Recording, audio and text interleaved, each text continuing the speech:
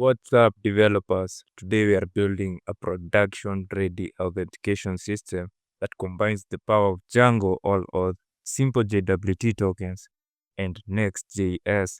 So, this isn't your basic tutorial. We are going to go full stack.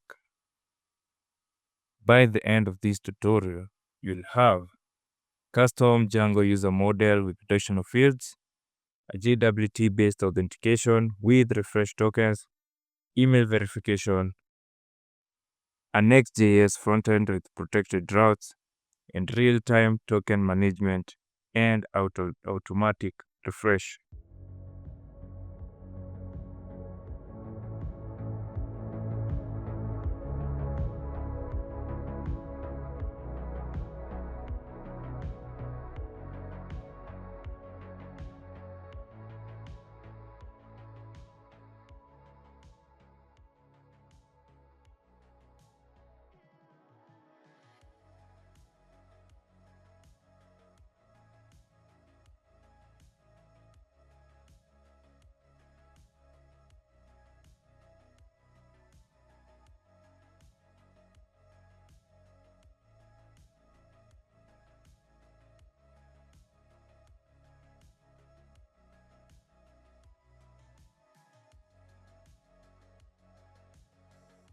Here's what we will be building. Users can register, verify emails, log in with JWT tokens, access protected pages. The frontend automatically handles token refresh, and we have a custom user profile with some additional field. This is just perfect for modern web applications where you need to separate the frontend and the backend. Let's dive in. I'm going to be using Django, the latest version. I'm going to be using Django-allauth, the latest version. That's the one that is up to date. I'm going to be using SimpleJWT. I'm going to be using the Django REST framework. I'm going to be using Next.js 15 and Tailwind CSS. All code will be available in the description.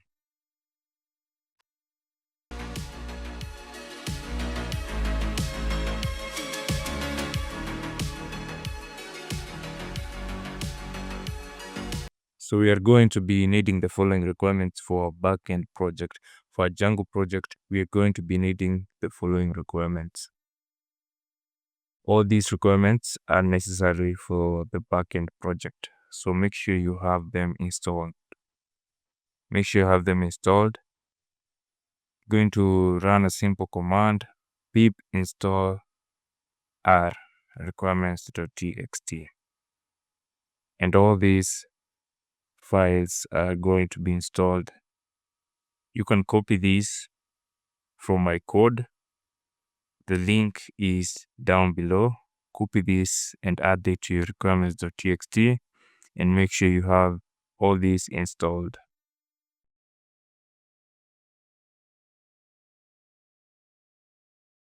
At my backend directory, you can see I have the core. This is the main folder that was created when we first ran our Django admin start project, and it contains the settings.py. I want us to go ahead and create these users. You also see I have this users folder. I want to create this users folder by simply running py manage.py start up and you name it users. Do this so they can start working on the users model.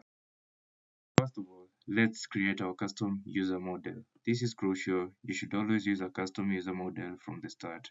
In users models.py, we are going to create our custom user, and I'm going to be showing you how you can use the abstract user and inherit from this class to extend your user to have certain attributes of your liking. You might also be able to modify some certain fields. For example, I don't like the integer ID, so I'm going to change this to use UUID v4.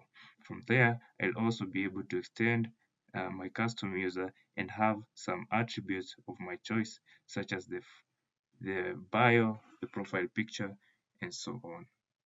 It's super important to learn how to modify your custom user because you might be wanting to have some certain fields. Maybe you're using Stripe and you might like to add some field related to Stripe. So it's always crucial to learn how to extend your custom user and to modify your user. With this said, let me go ahead and add some attributes of my liking.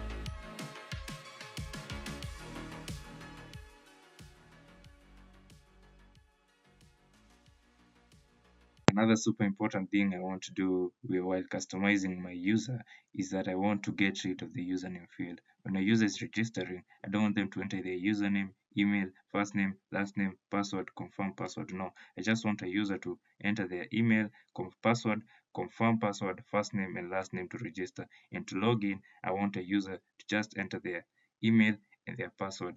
As simple as that. So I'm trying to get rid of the username field. Remember, Django comes with its own authentication system out of the box, and it comes with its own fields, with its own auth fields out of the box. So what we are doing here is actually customizing the models that the user model that has already been offered by Django. So Django comes with a default username field in the models in the user models. So I want to remove this and actually just have the email.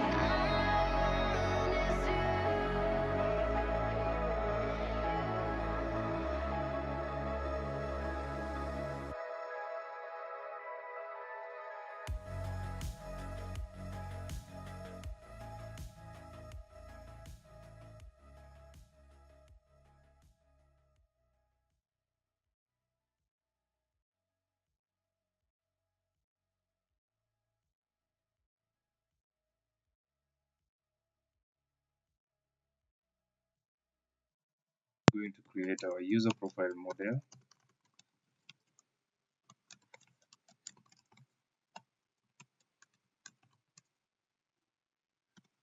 And it's going to be a one-to-one relation with the user.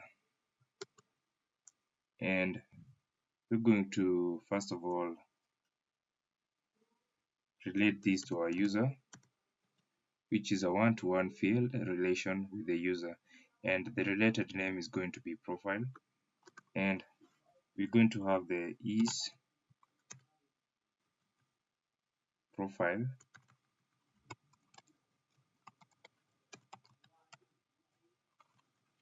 complete, which is a Boolean field, and its default value is to false.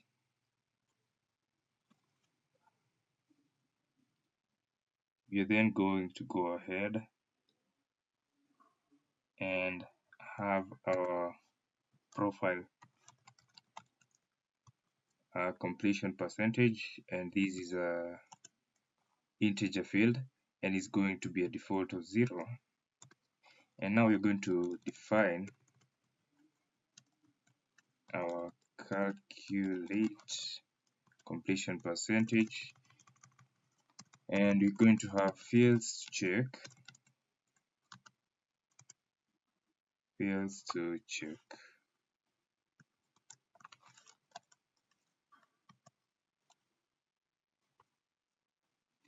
And these are some of the fields that we are going to check. We're going to check the self.user first name, the self.user last name, email, profile picture, bio, LinkedIn URL, GitHub URL, website URL. And we're going to have the completed field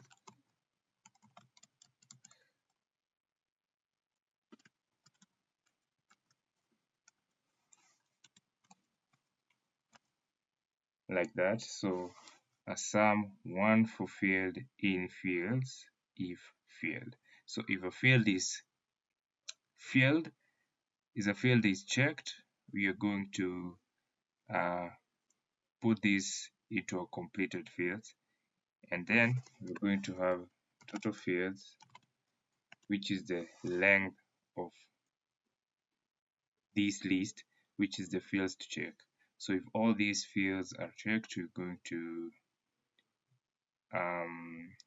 have the user profile completed. Okay, and then we're going to have percentage being equal to the completed fields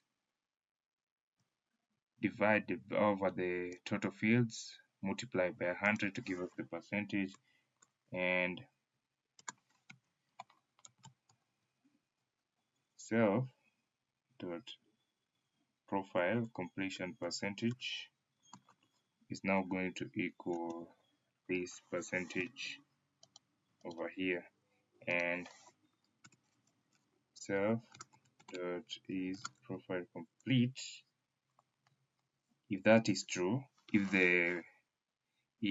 we have the is profile complete as true, then the percentage is automatically going to be 100, and I'm going to have the self dot save.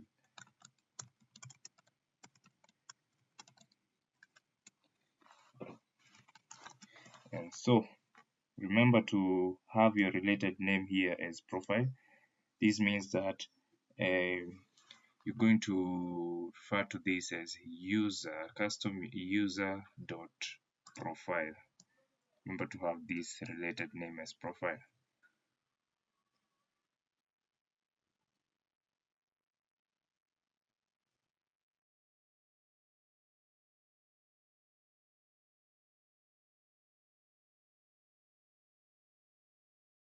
I'm going to be using Neon as my open source database. Reasons why I prefer Neon is because it has a low overhead. It's suitable for scaling your application. It's quite easy to get started with, and it's so simple to integrate with the application. It's also quite affordable, and It's not as expensive as other open source databases that I know. So I'm going to be using Neon, and this is my go-to choice every time I want to have an open source database integrated in my project.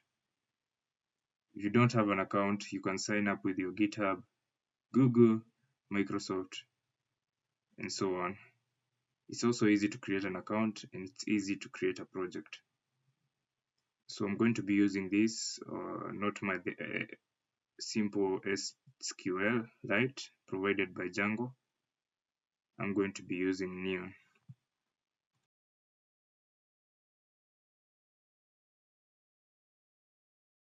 So when you're on your dashboard or your console, you're going to see this button saying connect to your database. Click on connect, and you see a drop down menu. I've put on Django. You can choose between Prisma, Next.js, but remember you're connecting with Django, so you need to set your drop down to Django. And you can see there we have the settings.py and the .env. Now you're going to copy what is given to you there, and you're going to replace this with your default database in Django settings.py. And you're also going to copy the variables in the .env and paste them to your .env folder. I mean file, sorry. So copy this and paste it in your settings.py. Replace everything that has been given by default, that is the Django DB SQLite, and paste in what you've just copied. Also remember to add the imports on top.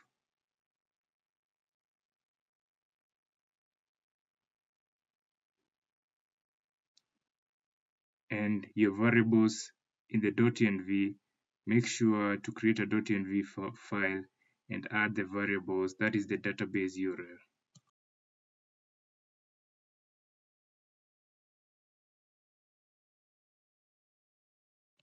I'm here at the all other website, and you can see what is offered.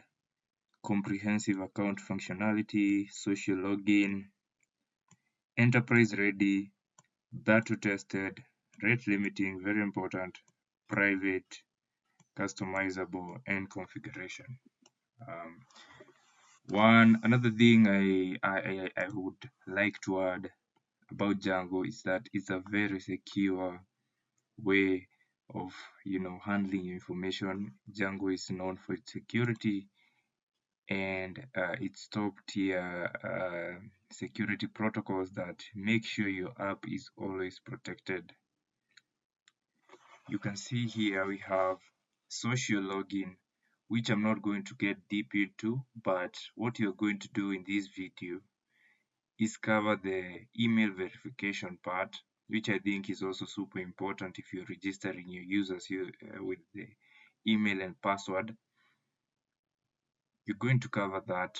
We're not going to get deep into the social login, but if you guys want to see me create an application that is going to use social logins, like the video, comment, and suggest that I make another tutorial just for social logins using all other. Okay, moving on to the installation, we have the requirements here. I already have this. You need to have a Django version above 4.2. I am using 5.2. And another pro of using Django is the versions are really stable. Some of you relate to this. Those who use Next.js, there's a version every week. There's a new version every week. And it's somehow, it's not really appeasing and it's not really good. It's not a really good experience if you just if a new version is being released every new week. Now, Django does not release versions every week. Django is very stable, and features that were working in 4.2 are still working in 5.2. So that's another pro for Django. And the quick start here, you can see we are told to install the Django, or we have already installed this. I also like to refer to another blog that was very nice, and shout out to Michael Droge. I don't know whether I've pronounced his name correctly. He created this wonderful blog, and I'm going to go through it because I've been trying to use it to integrate Django-allauth to my Django, and it's got a wonderful blog. And you start by installing Django REST auth with social, as it ensures Django-allauth is installed. So we are actually going to install this. You can see he's adding Django contrib sites, allauth.account, and all this. Django REST auth.registration. Now, I'm going to add this. Make sure you add this, copy this, and add it to your site, to your settings. Copy this and add it to your settings. But I'm not going to be working with this. I'm not going to be working with REST framework token. I'm going to be working with SimpleJWT tokens, and I'm not going to be adding this. But make sure you have this added and all this, but don't add this and this. So I'm going to be showing you my settings in a bit, and I'm going to show you what we really need to add. You can see we need to also add this so that allauth can work, and you're going to add some of these settings. And these URL patterns, I'm not going to be using them really, but this is what we'll be needing for the most part. And another very important section in this blog is the email verification, and this is optional, but this is what you're here for. You can see it gives a very clear guide on how you can create your password and use it in Django. I have the link to this blog, and I'm going to share it down below. And this is how you actually set up your and enable your you get your password, and you enable two-step verification. It's a simple guide, and you just follow it the right way, you get the password, and you can use this password, which is this generated up password. You can use it in Django, and this is what you require to have, so as you can be able to send emails and share emails to other users who need their emails verified. So you have this part here, and I'm going to be adding this part to my settings.py, and I'm going to be showing you what I've modified in my settings.py now, and this part and all that. So go through this blog, a very good blog, a very good vlog. It gives all the necessary parts, but remember, you're not going to be using everything. The most important part is this email verification part. I want you to know how to set up these two verification steps and have your app password generated, which is going to allow you to send emails using Django email system, which is again out of the box, another pro for Django.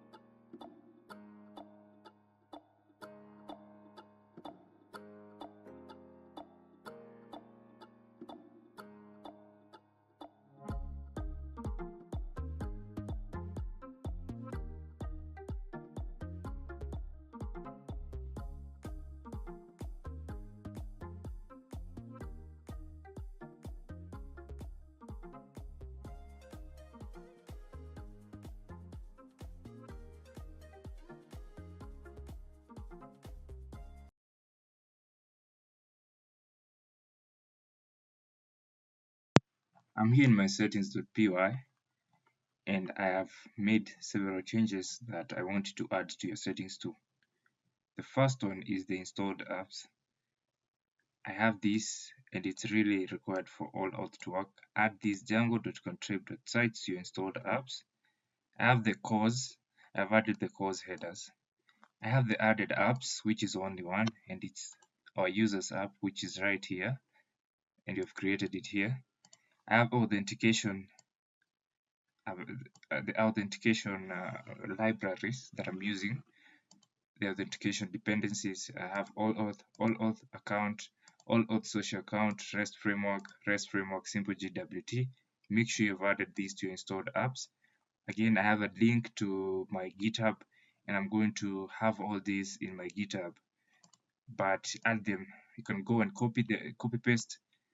Make sure you have them added to your settings. The middleware, another very important part. Your application is not going to work if you have installed cores and you don't have cores in your middleware. This is super important. You need to have cores.headers to your middleware added, and you also need to have this all auth account.middleware.account middleware. Very important, and it's needed for your application to work with Django-allauth. Again, this is my root URL config. This is not important. You can choose to add it or not. I like to have it there. Another thing that I'm going to be using the templates, because I need to have a simple template that is going to be sent to the user to verify their email. I need this email template, so I need to have this dir. I need to direct to show my application where I have my templates folder, and mine is in the base dir. It's in the root file, and I'm going to just add it in the root folder directly. If you need to have something like /users, whatever, you need to add something else, you can do that. I'm going to have mine in the root folder. Another thing you need to add to your application is this media URL. And this media URL has the media URL and the media root. Remember, we had this in our models.py. And if you're going to at any time going to use profile picture, then this is just stating the subdirectory that is going to be in which the images are going to be uploaded to, but the root directory is right here and it's the media. So you need to add this if you're going to use the profile picture in a future, or you need to add the profile pictures added. I'm not going to really be using the profile pictures. I'll just showing you how you can modify that and add profile pictures to your application if necessary. And now we are here at the settings, and we're here, and this is one of the most important settings. We have the auth user model. You need to define your auth user model. Remember, we changed this to have this name. You need to come here and also modify and tell Django, hey, the auth user model is user's custom user. You need to do this, otherwise you're going to have problems working with your, or is going to be an issue with the application and it will not work correctly. The account login methods I told you is the email. This is our username, and this replaced the username. We don't need a username and an email, we just need the email. And the account sign up fields at the email, they have password 1 and password 2, which is going to be the password obviously and the confirm password. We're going to have account email verification set to none at the moment when you're beginning this, but later you're going to set this to mandatory, and it's be mandatory for a user to log in, they must have their email verified. You have this account confirmation on get. This is when the user clicks on the link that is sent to their email, they are automatically logged in, which is a nice feature to have. And we have account login on confirmation. These are some of the settings you need to add so that you can work with the email verification system. And we have the account email confirmation expire days. This is the number of days or the hours that the link the link is fit to use, the hours before the link expires, which is 24 hours and it's 1 day. We have the account rate limit, and I really appreciate all for considering this. Rate limits are rare among very many libraries, and I think Django-allauth has done an incredible job to adding this limiting. This means that users cannot keep on sending requests, which might slow down your application or even cause your application not to work. So this is a very nice job from Django-allauth. Now we have the REST framework. I need you to add this REST framework settings, and you need to have the default authentication classes and this JWT and session authentication. You're also going to add this right here. Going to use JWT true and all that. So make sure you have this added to your settings.py. And now we have the SimpleJWT settings, which give the time for the refresh token, the access token. So the access token has a time has a time limit of 60 minutes before it expires, and the refresh token has 7 days limit. Do you know how these to work? The access token is the token that is checked for and is stored in the local storage of the front end, and it determines whether a user is authenticated or not authenticated. The refresh token is used to get the access token. So if by any case this refresh token gets expired, you're going to use this to get the access token. So the user has a login of 7 days, which is 1 week, because whenever the access token is expired, what should happen is that the refresh token should be used to get another access token. And you have this rotate and all this. And then we have a course settings, which is settings for the course, and you have course allow all origins. I've set mine to false. If you want to, you can set yours to true, and you won't need to have this. You don't need to have this setting. If you set your course allow all origins to true, then you don't need to have this. This is very insecure. If you set this to true, it's very insecure, and it can be a danger to your security. I prefer to have it set to false and define my allowed origins right here. You're going to allow this because obviously this is the localhost 3000, and this Next.js application is going to run on this. Coming back here, we have the email settings.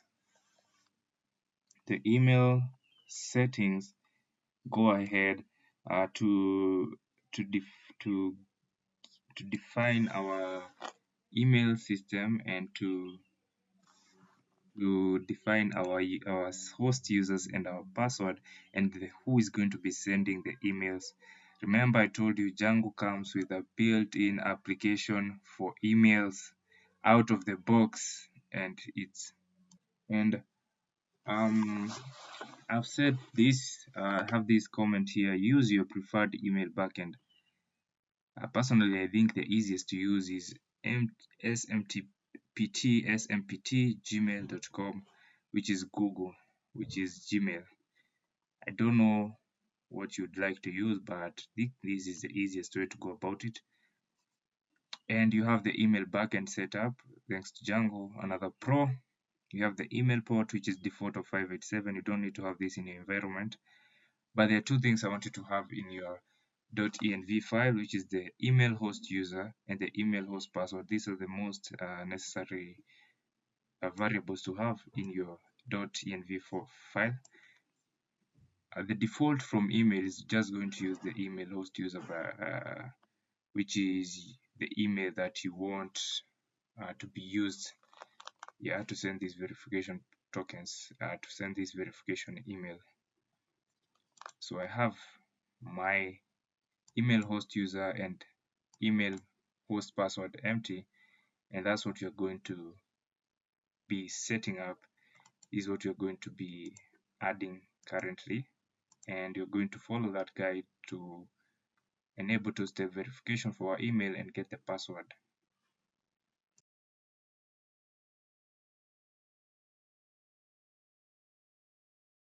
how our application is faring on. Let's see if we have any errors. Let's see if you have any errors. You see I get this error.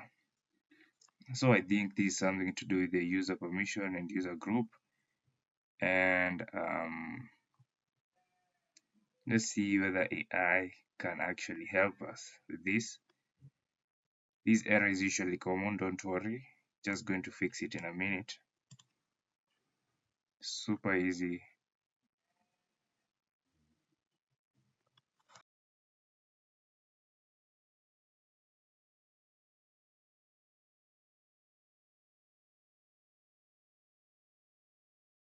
When modifying our custom user, it seems that we encounter some errors based on groups and user permissions. So I added this block of code when I asked AI what's up, and it gave me this block of code that I was supposed to add to my custom user. I would advise you to do the same to avoid errors relating to users, user permissions, and groups. Have these added to your code. So I asked AI what the problem was, and it gave me the solution to add this to my custom user model.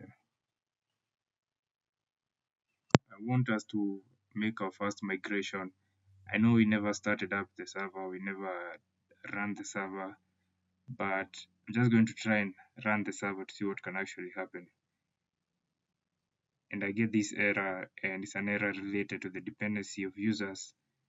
And to solve this error, I have to make the migrations. So I'm going to say py-manage.py, make migration, and I'm going to migrate. And this should be working up correctly, and it should connect with my database and send these models and use the ORM to create tables in my PostgreSQL database. This should be working as expected if you have everything correct up to this stage.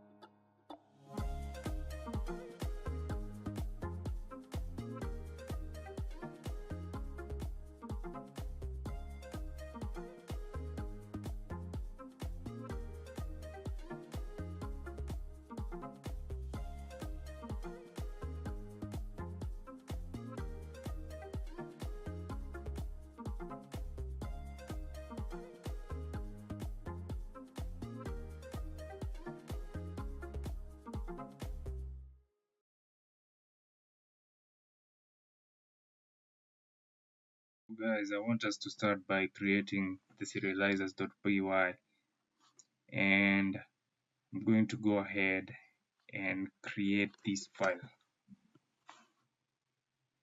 So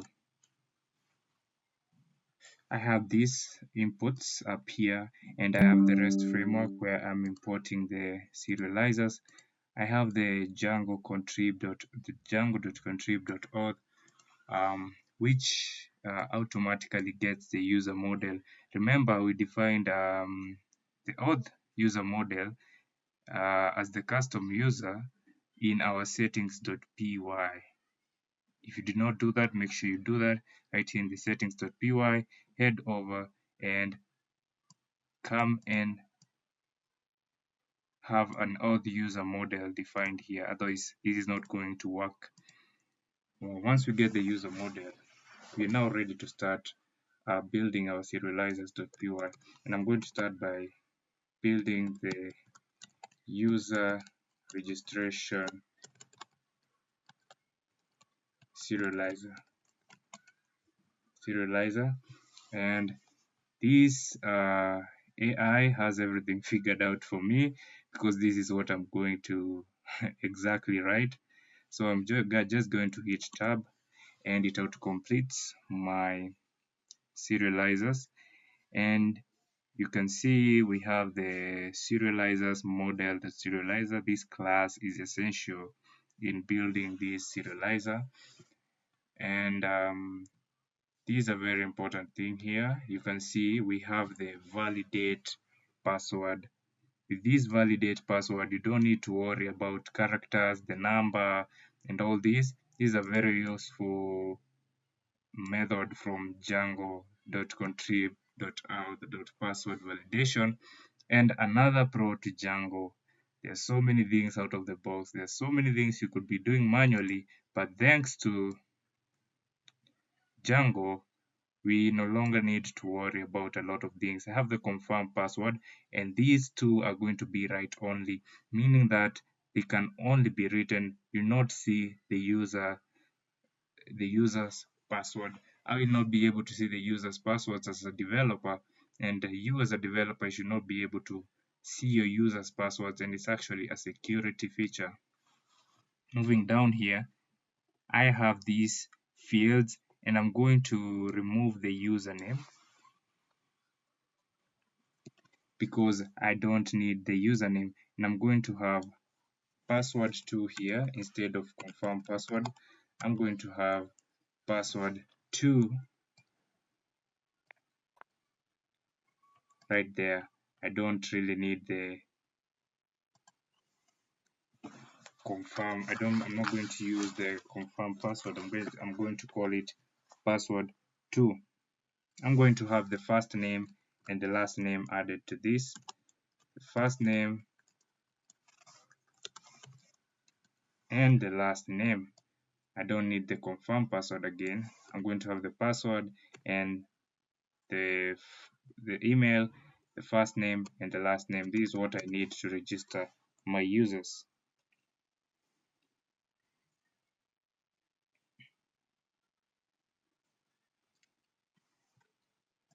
I'm going to have an extra quags here, which just goes ahead to give some extra arguments, which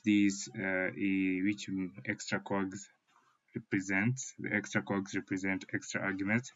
I have the email, which is really required, and I'm also going to have the first name and the last name required, and I'm also going to add this again. The password should be write only true, and the validators against the validate password. So I'm going to have this as my extra arguments. I'm going to have these as my extra arguments, and this is enough to register our user. This serializer is enough to register our user. Remember, serializers help us communicate with the backend and the front end. They act like translators. Again, I'm going to go ahead and create my user profile serializer.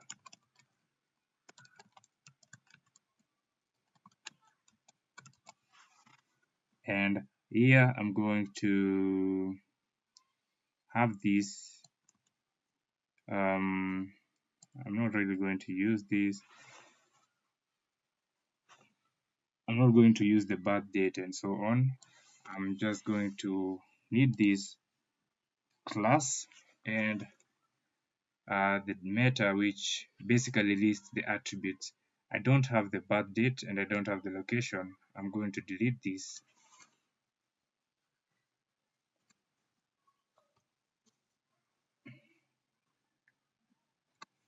I have the profile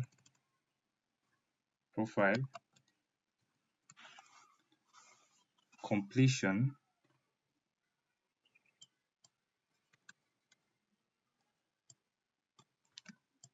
I'm going to have the profile completion percentage.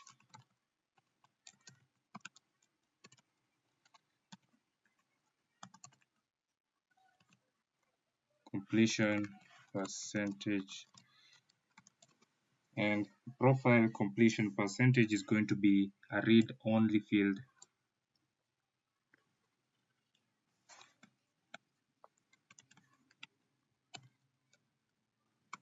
And I'm going to have the source as profile completion percentage. Remember, we defined this in our model, the user profile model. We had this. So this is going to be the source and it's going to be a read-only field. Again, I'm going to have this profile complete, and it's basically going to be checking whether it's a boolean field, and the source. Remember, we also had this in our user profile.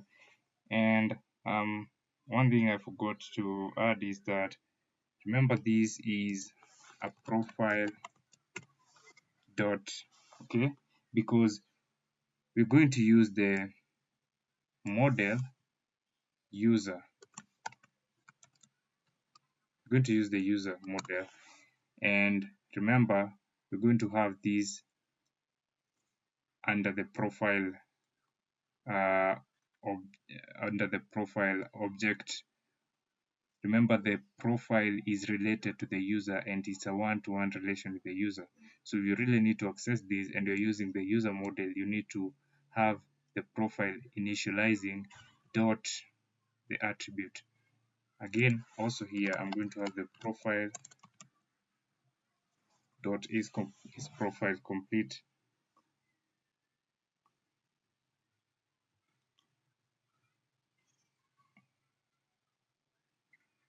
And for the full name,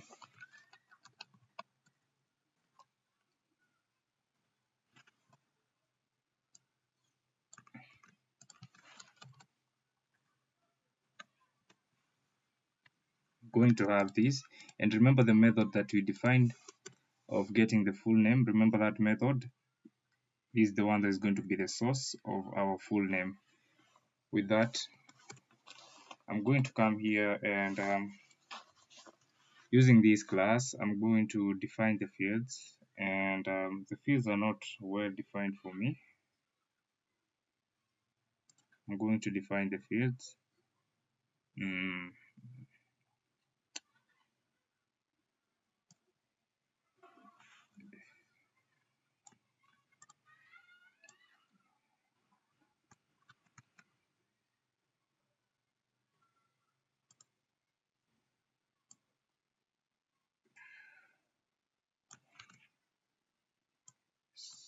So I have these fields, and these are fields that I'll be requiring for my user. So you have the ID, the email, the username, the first name, the last name, all these. I'm not going to really be needing the website URL. I'm not going to be using the preferred language. I don't have these. These are the fields I'm going to be using basically to update in my user profile serializer. And the read-only fields are as follows. I need the email. I need these are the read-only fields that I need to have. And with this, we're done with that. And now I'm going to go ahead and define my class user update serializer.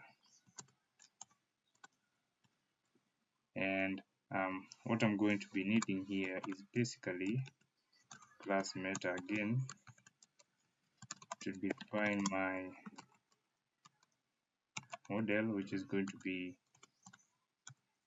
the user. And these are the only fields that one can update. These are the only fields that are updatable, if that makes sense. These are the only fields that can be updated. No other fields can be updated apart from these. This serializer is going to make sure of that. And again, I need to have the read-only fields, which include the ID,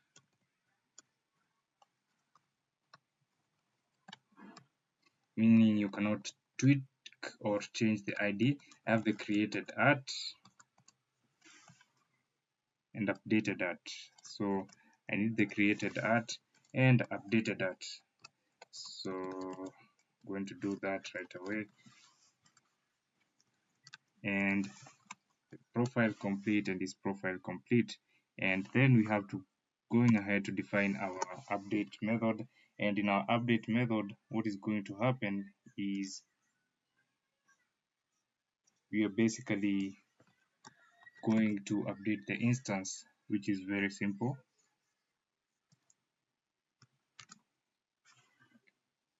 And we have this, okay.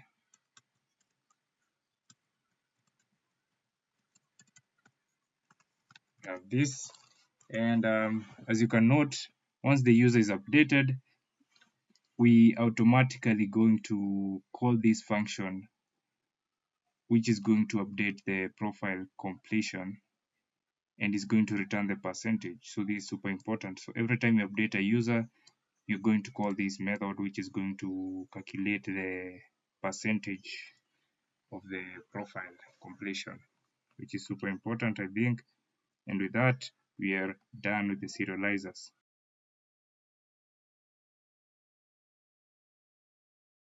I'm going to now go ahead and build my views.py, and I already have the content here. So I'm going to take you through what this really means. And I have this custom token obtained per view, and this is a class that is often given by SimpleJWT. I can see I'm inheriting from the simple REST framework SimpleJWT.views, and this class is already provided by SimpleJWT views, and you don't really need to rewrite it, but I have to go ahead and create a custom token obtained per view class and inherit from this class. And the reason I'm doing this is so that I can check if the email is verified, and to also have a more customized error response. So if a user does not exist, or if a user is trying to log in and they give an email, the email is not found, or the user is not, that email is not found, they get an error of invalid credentials. This class right here is the class that will be called when a user is trying to log in, so that a user can get the refresh token and the access token. If everything goes right, then we have this response over here. And if response is a status of 200, then we return the response. And also another important thing that has made me to customize this class, would have just used it the way it is, and I would not try this customized obtain token per view. Another reason I had to rewrite this class is because of updating the last login. So every time a user is obtaining or getting the pairs token, they will be their last login will be updated to the time that they have logged in, and that is also super important. The other reason I say it is to check if the email is verified. No user will be given the access token and the refresh token if if their emails are not verified. Super important. Check also here. That being said, that's it for the custom token obtain peer view. As I told you, this class is inheriting from the token obtain peer view, and usually you don't have to rewrite this class again. You just have to call this in your urls.py. You're going to go ahead later and build a urls.py. This register view over here is using the API view. Now I would have gone ahead to use the generics, but I need more control of this class, so I decided to use API view, and I needed to define a lot of HTTP requests and customize and have more control, so I decided to go ahead with the API view. I could have gone ahead to use the generics dot create generics.create, but I decided to go ahead and work with the API view, and this means more code. First of all, I have the permission classes to allow any. I cannot set this to authenticated because if I set this to authenticated, then their users will not be able to register, and I need to allow everybody to register, so I don't need this to be set to authenticated. If I was working with a protected view, or I wanted to protect my view, I would have set these to authenticated. And I can show you this is authenticated. I would have set this to is authenticated if I wanted to have you only registered users accessing this view, which you can use to protect your views, or you want your views to work for only registered users. I go ahead to have my post method over here, and it handles the registration as I have stated here, and the serializer is the serializer that we created. Remember the serializer that we created, and this is what you're going to use here, and it's going to take in the request.data. Okay, the request of data is going to be passed to the serializer, and if the data is valid, we're actually going to save the user.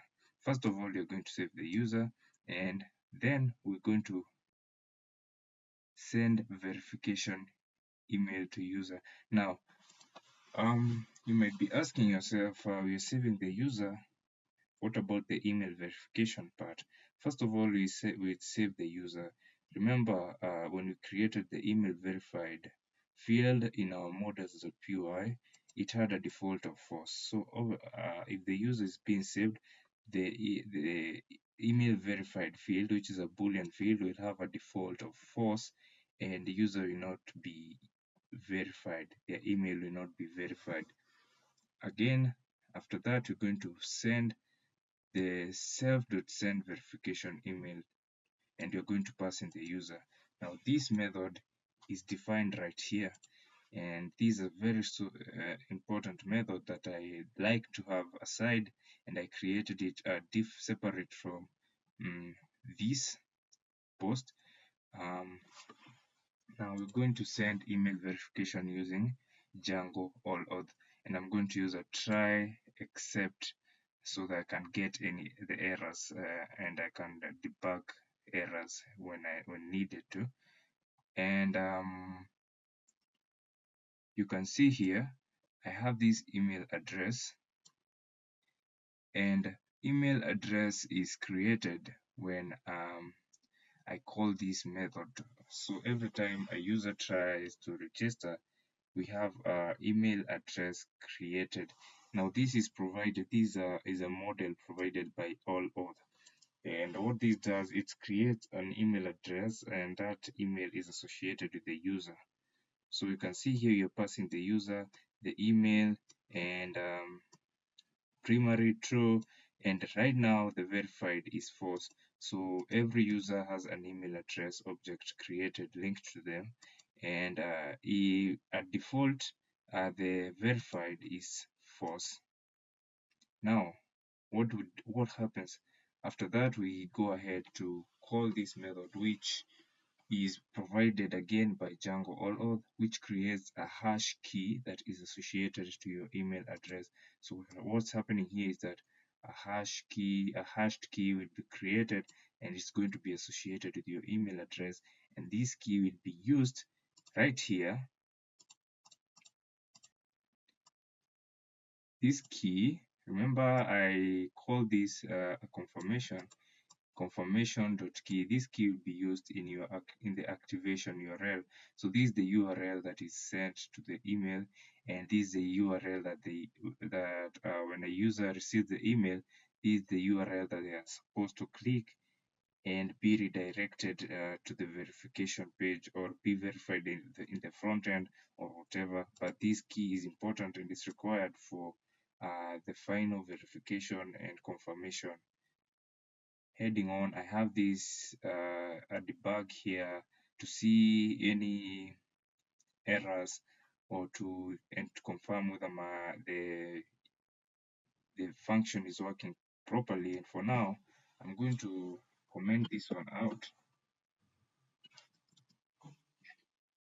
Now here is the email, and you have the subject and the message. As I said, I have an email verification.html. I created this in my templates, and I told you to have your templates defined in your settings. So your settings should tell your system where to find the templates, and for me it's in the root folder, and I have it right here, and this is my email verification.html. Here's my email verification.html. The link to my GitHub is down below. You can copy paste, or you can go ahead to create your own and customize it to your liking.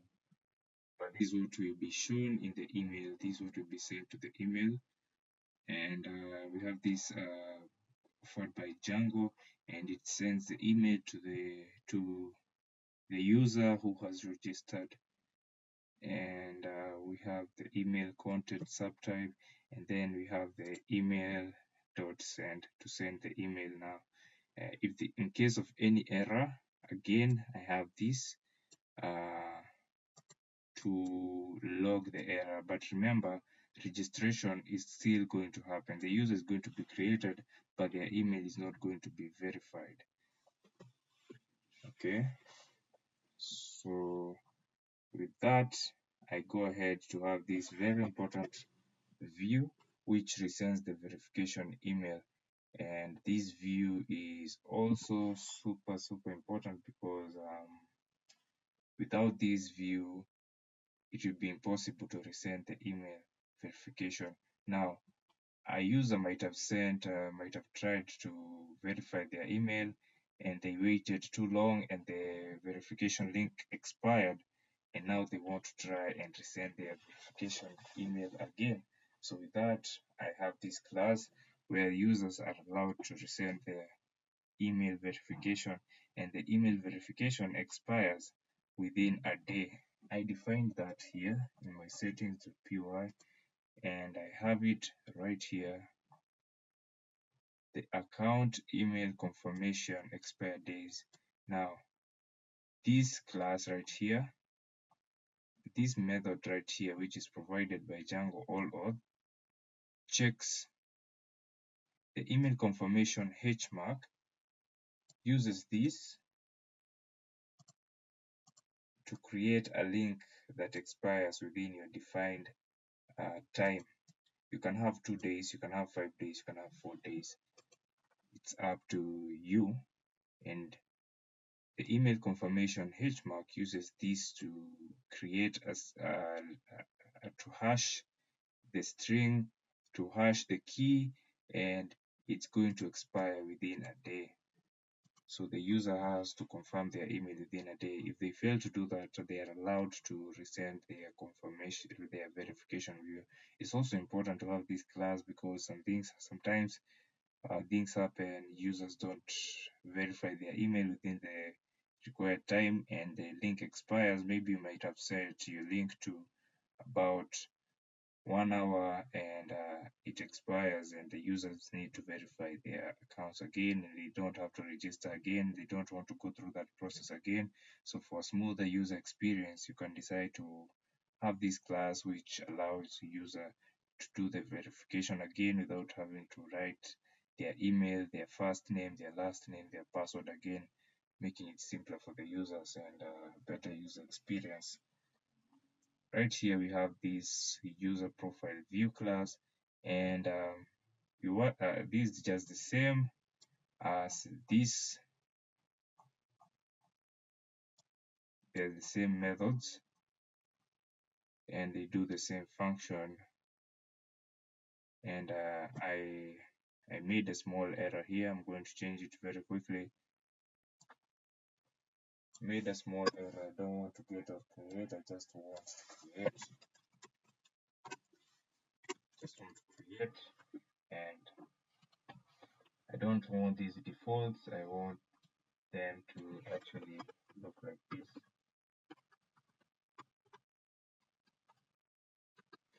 I want them to look like this. So this is now okay. This looks fine now.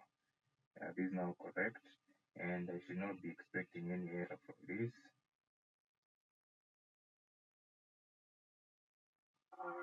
Also here, I have to remove this trailing / registration.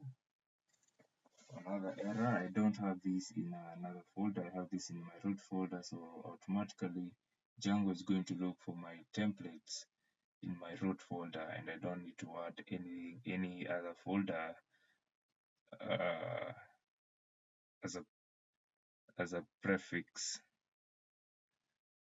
So this is okay, and this object is been passed. The same object has been passed in my first method to send the email. This method is being passed, and the reasons to why this object is being this dictionary is being passed is a dictionary in Python, and maybe you might those JavaScript users, it might be an object. The reasons to why this is being passed, you might be asking why this is being passed, is because you can see here we need the activation URL. So if you have worked with Django templates, you get this, and you need the user and all that. So we are passing it, and it's going to be used here. So you can see this user or blah blah, get full name, user first name, and the activation URL. All these are being passed right here. Yeah. And we have the user profile view. This uses generic to retrieve uses the generics which actually come with lesser code. So the difference between generics and the API view is that the API view is not really customized, but these generics, the generics come with more customization, and it don't require much code. You can see it's just a very simple code to get the user profile and to update the user profile. With that, the views.py is done. I'm going to go ahead and show you the urls.py, and in the urls.py I have this, and I was telling you about the login. Remember, I was telling you about the custom token obtained via view. Now, if I wanted to just have the simple login, I would not need to write this class again. I would just come here and just have this class and just call it directly without rewriting this custom class. And you have the refresh token to get to refresh the tokens. We have the logout view. It's right here in my views.py. So the logout view is also a simple view that blacklists the token and gets rid of the token to log the user out. So if the user has no token, what happens is that if the user requests for a token, they get the access and the refresh token, and they store these tokens in their frontend, in their local storage, and in their session storage if they want to, and they use it to authenticate and to check if they are logged in. So if a user has no access token or the access token is expired, then they are automatically logged out. And if also the refresh token is expired, they are logged out. If they don't have an access token in their local storage, then it means they're not authenticated. So this is how it works. And I have the verify email, and this will be called again with the hashed string key that I was telling you about, which is created in the views.py. And that's basically it for the views and the URLs.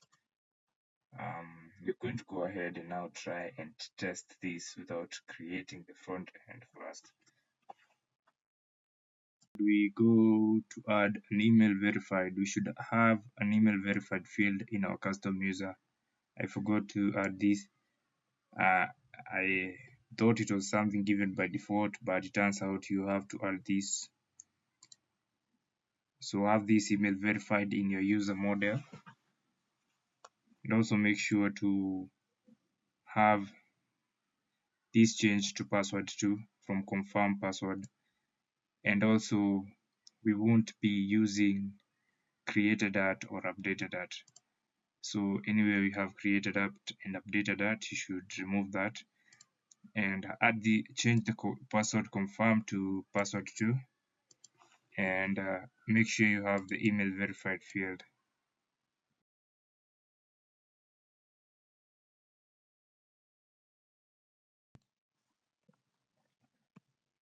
We can go ahead to run our py run server to see whether our application is working or has some errors.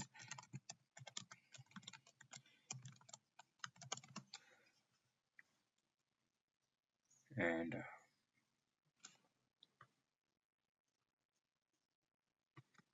it's up and running.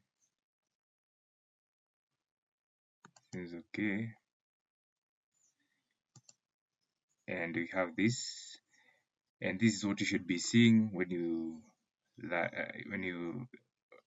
open the link that is given to you by Django 127.0.0.1 you should be seeing this 404 page. You should not be seeing anything else. If you have anything else that is going on, then it means there's a problem somewhere. This is the page that you should be seeing, a 404 page.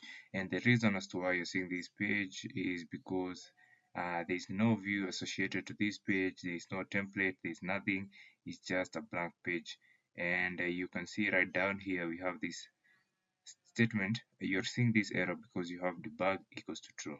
In your Django settings file, change that to false and Django will display a 404 standard 404 page.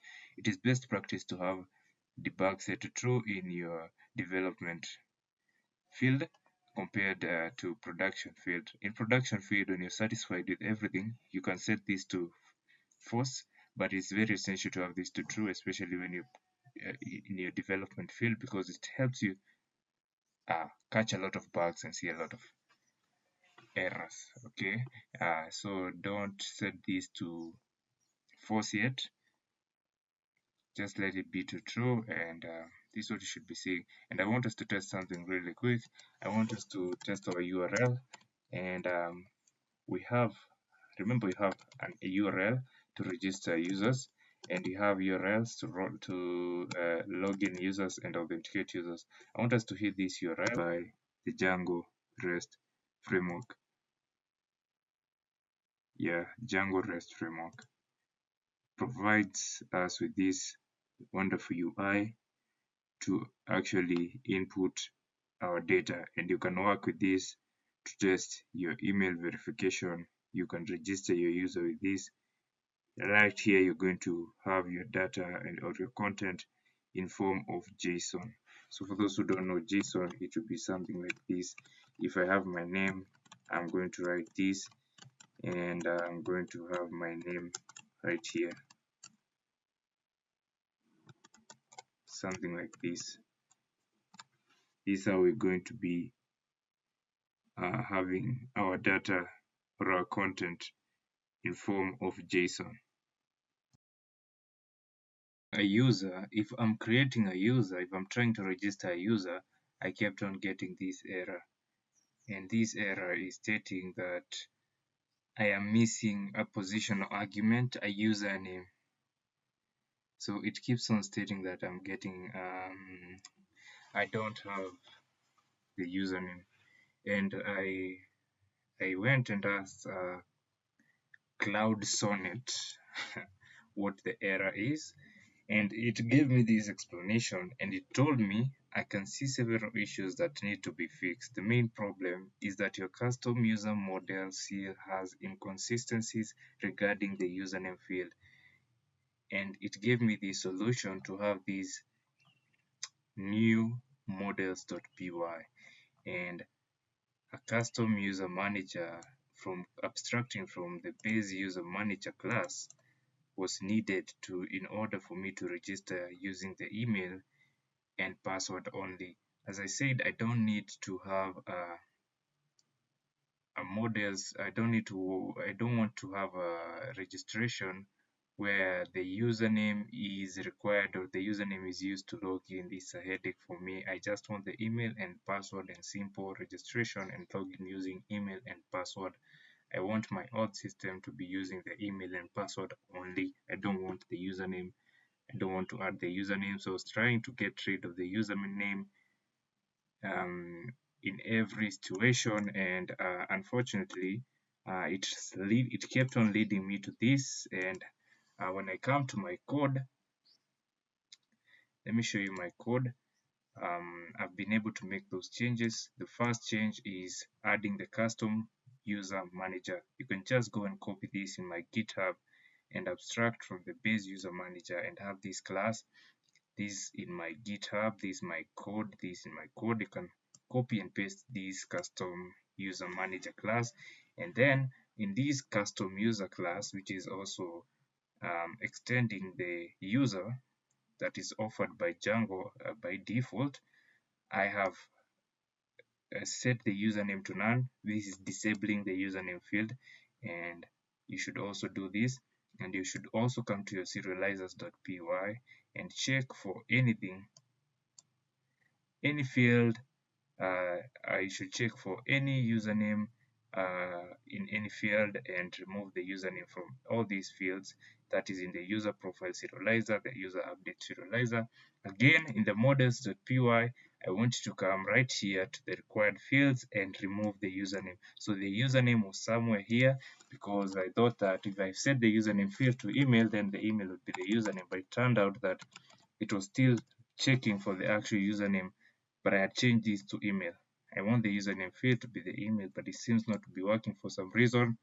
So come and remove this username completely and get rid of it and have this just like it is right here to see if this is actually working. So I am going to go ahead and run my file manage.py run server,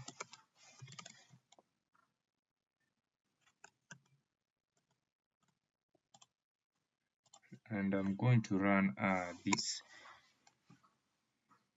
hoping that now everything is going to work out. First of all, before you even send your email, make sure that this activation URL is actually being generated. And I'm going to open this link. I'm going to go to my API or register, and I'm going to create my object. Remember, I have a name, first name, last name there, and this is an example. I have the email. I'm going to change my email very quickly.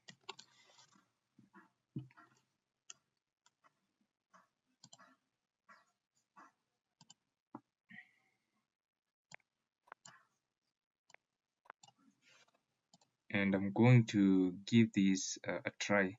And remember, this is not password confirmed, this is password to create my email object. I can now create my email and register the user. So remember, I am going to print this in my console to see whether it's working. I have to to print the activation URL, and I'm not actually sending an email at first. I want to see whether the URL is being generated, the URL to confirm and activate our email. So I'm going to go ahead and click on that, and we can see the success message right here. Registration successful. Please check your email to verify your account. Okay, it means that we printed this in our console.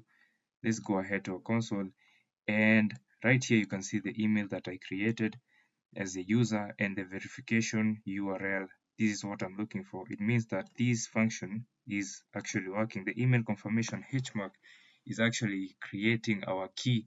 This key is the one that you're going to use to map to our email.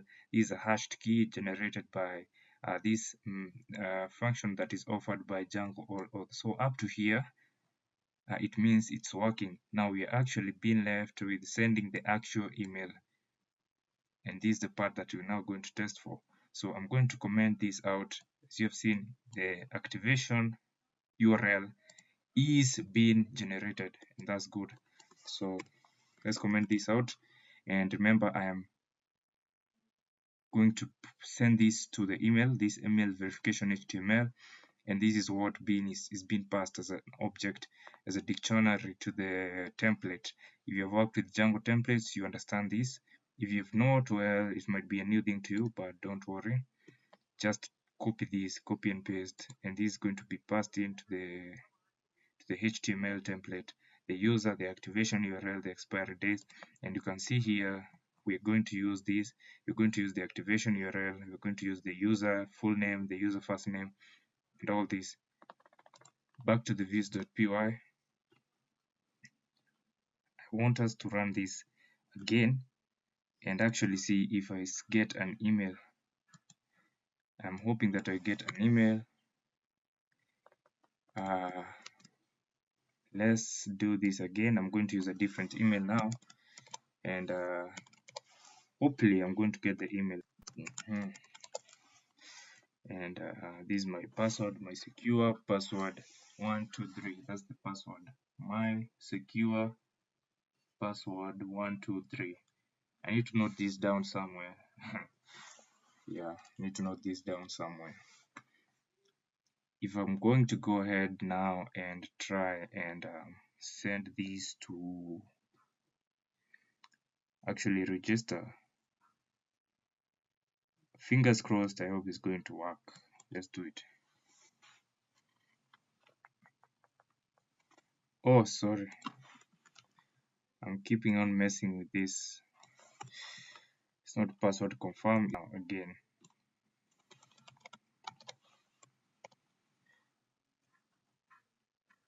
Name this. Now when I click on the post, it should work.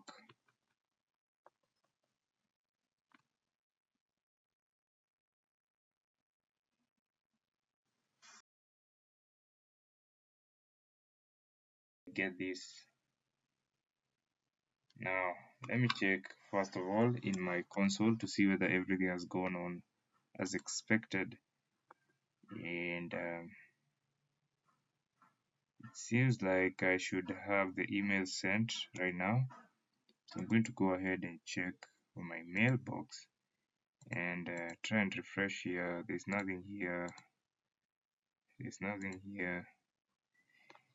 And we get our email. At last, we get the email.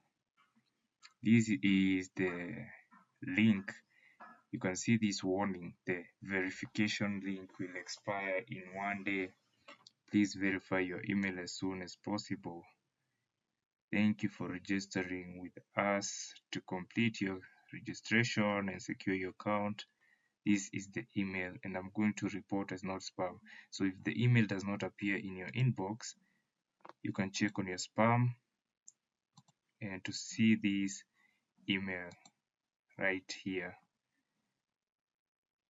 Report as not spam, and I have my email right here as I want it exactly.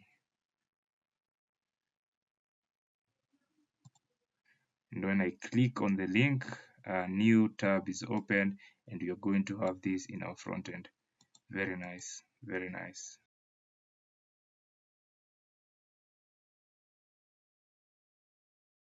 Now,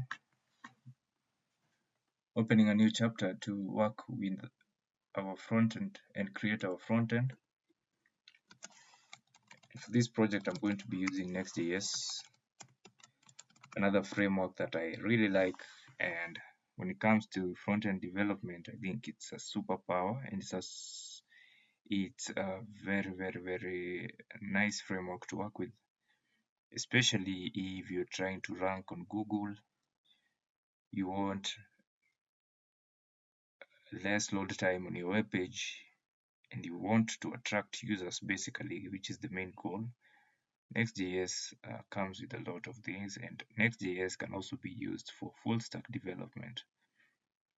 But another thing that I don't like about working in the full stack with Next.js is that I have to integrate so many third-party libraries. Like for authentication in Django, I showed you how it's easy and how you extended your user model and how you had all of these out of the box. If it's Next.js, you're going to get these by integrating other third-party library apps that I don't really like to do. But again, it's your option. That does not really sit well with me, and I think it would be best for you to combine one backend with Next.js and work with Next.js on the front end. I think you'd create a more powerful app, and it would be easier to do that, and you would be able to handle a lot of requests. Another thing that I like about Django is you can have one backend. Or another thing that I like about having a separate API backend is that you can have multiple front-end applications connecting to one database and to one backend. That's amazing, right? You can have a different website for your landing page and for about page and for the history and for the contacts and for the team and to show your credibility and all these. And you can actually have another front end, another website that is just meant for the dashboard. And I've seen a lot of applications using this architecture, and that's why I think you should have an API somewhere separate. That's my reasoning.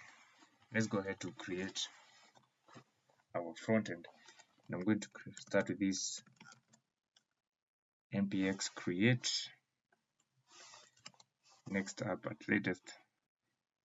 I'm going to actually head over to the website really quickly, to the Next.js website, and let's see what is the latest version that is being used. Which version are they using currently?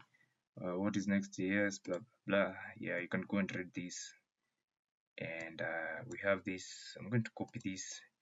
Anything you want to know about Next.js, setting up Next.js is in the documentation, and I would recommend you to go and read the documentation. Even if you know Next.js and you're familiar with it, it's always important to check the documentation.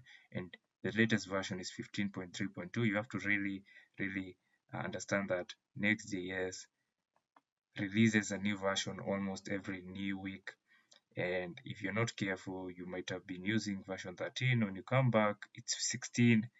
The next time you come back, 17. So you need to go and check on the latest version, which I think is important to me. And I usually do this every time just to make sure I'm in the right track and to know what I'm working with. So it's 15.32, that's the latest version. You have to copy this and going to paste it in our terminal and start working with it.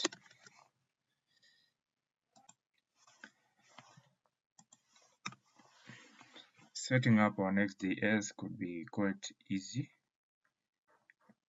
not so much complicated. There's some rules, there's some things I'll not be using, and Let me terminate this. I forgot to add something at the end. I want to work in this current directory that I am in. So if you want to work in your current folder or directory, you add this at the end. There's a dot and a /. It allows you to now have everything in the current folder. That's what I want. I don't want to create another folder. I want to work in this front-end folder. I'm going to close everything up here. Now, should be asked a few questions. I'm going to click on enter. Just going to click enter and it's a yes automatically. I'm going to be using TypeScript. I like to use TypeScript. I'm so addicted to TypeScript. I cannot use plain JavaScript anymore. I don't want to use SLint. You can use SLint if you want to, but the extra, the validation, the rules, the extra checking, I don't really like it. So I'm going to say no to that. Tailwind, yes, obviously. I'm not going to be using the source directory. So if you want to use the SRC, the source directory, you can say yes to this. I'm going to say no. The app router, yes. Obviously, one of the reasons I'm using Next.js is because of its routing. Turbo pack, no. No. That's simple for me. And I wait for it to complete, the installation to complete. And we now start working with Next.js.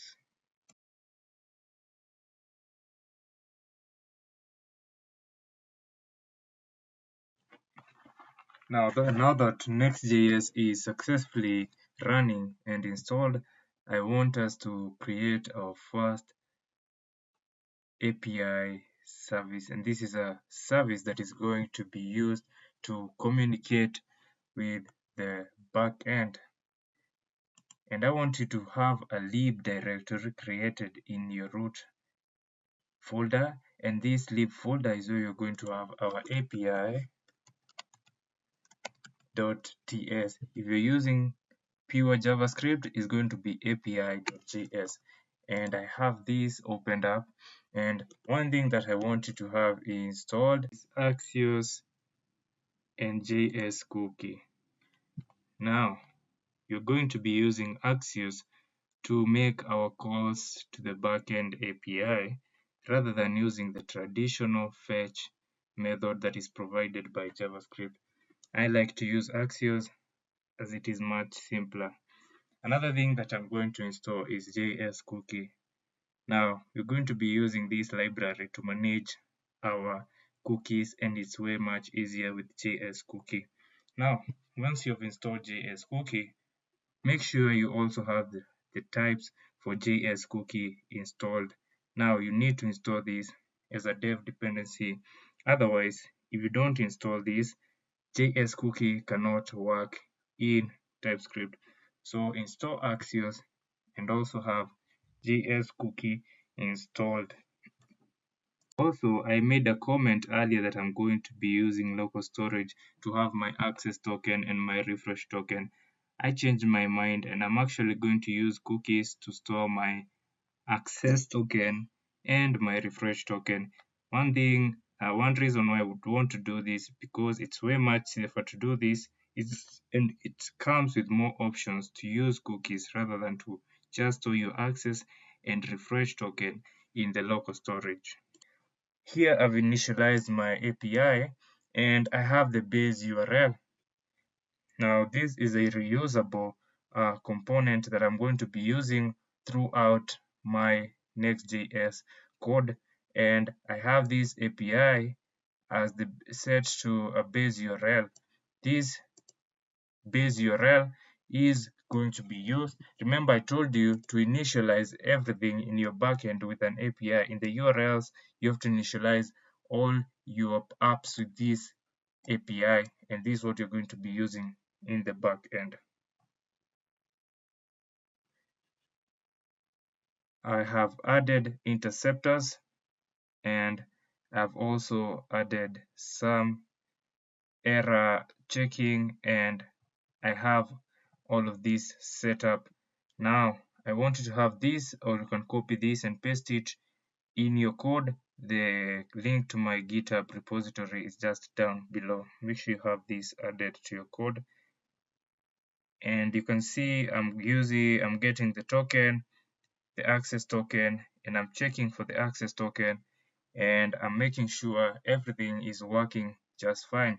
Now, another thing that I want you to have is in your root folder, I want you to create, in your frontend root folder, I want you to create something called constant.js, and I want you to have this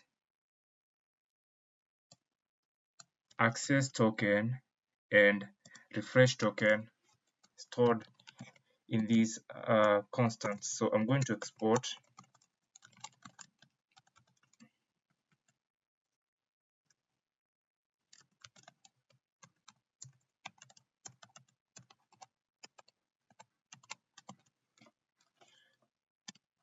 this.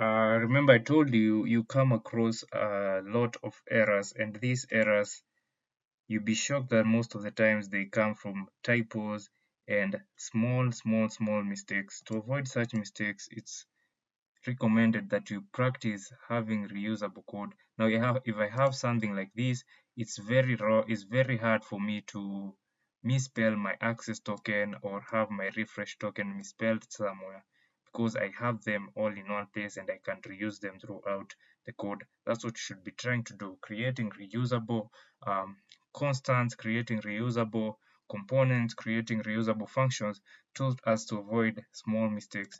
I'm going to have the access token and the refresh token stored in a separate file called constants.ts, and this is just going to store the name, it's just going to define the variables, and I can use it again as separate area in my code.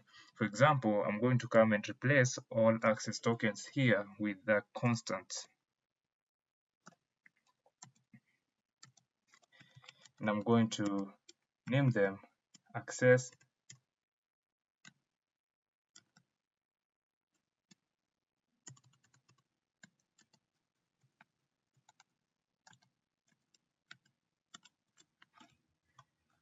and I'm going to have all of them named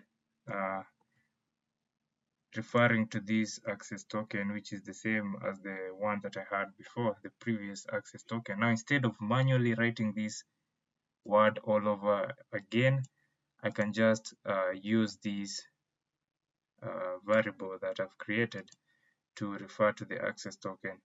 A nice practice to do, to have your important keywords and strings stored in variables and having them in constants. Now I can do this again, and I've replaced them with the constants. Again, we're going to go ahead and create our auth services. And before I go ahead to have our auth services, I want us to create the types, and I'm going to have types. I'm quickly going to paste all of my types here.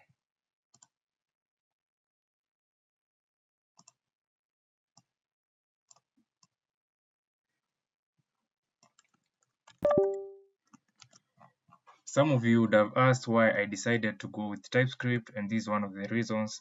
I like to have my types checked and validated for security reasons, and another thing is to avoid errors. Remember, the main point,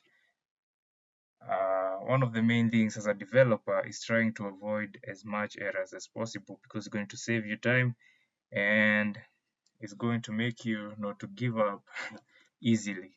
So I have these types, and I want you to note that I have maybe a different kind of file naming. I have this D, and some of you might be saying you need to export.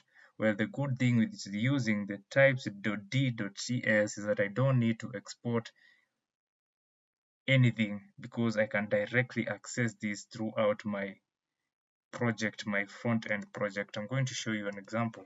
So I'm going to have this, for example, and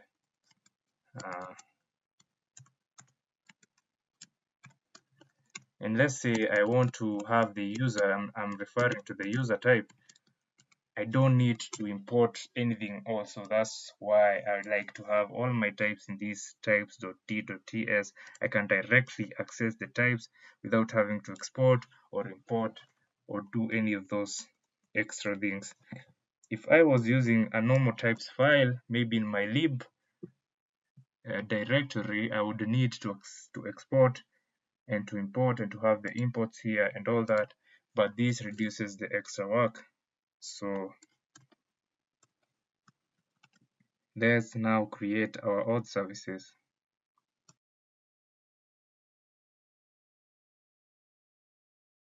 Go ahead and create my auth service.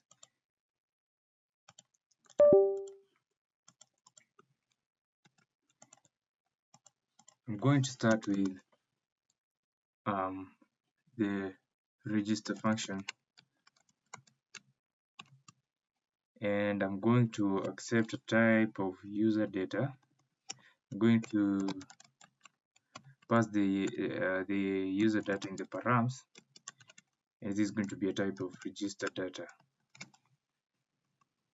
With this, we can go ahead to create a try catch block, and we're going to return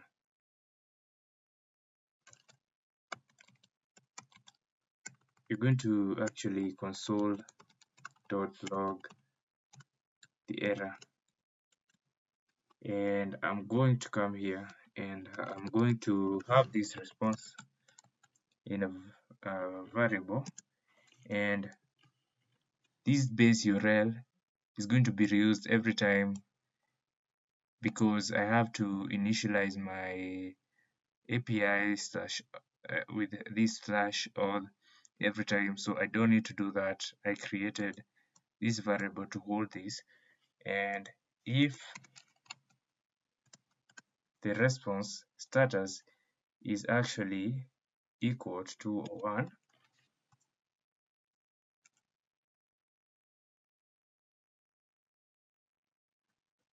if the response status is equal to 1, I need to go ahead and actually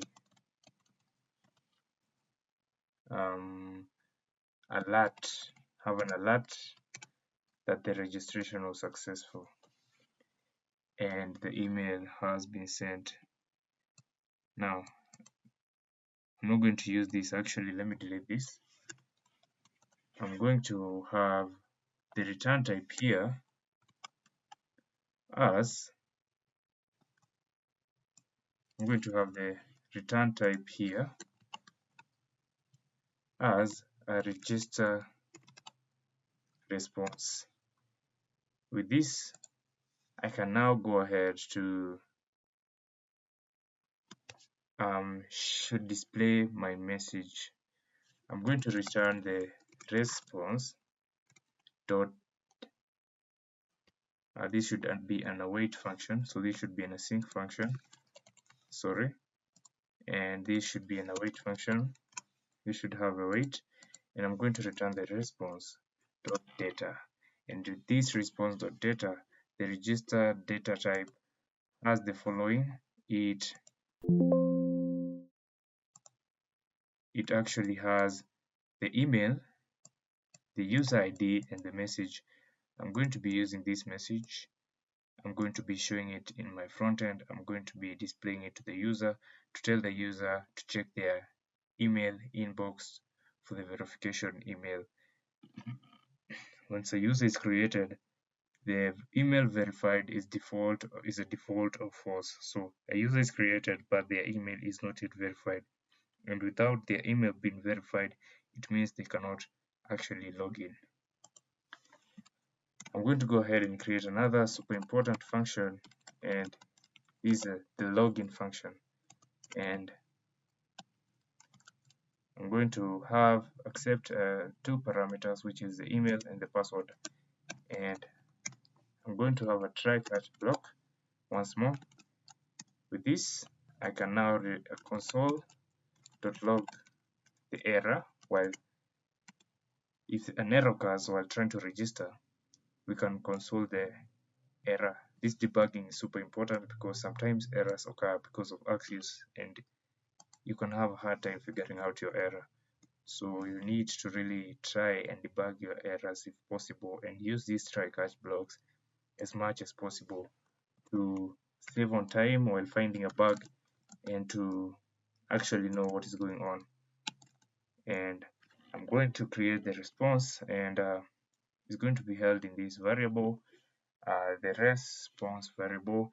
And when I'm logging in the user, I'm going to be passing in the email and the password. And with this,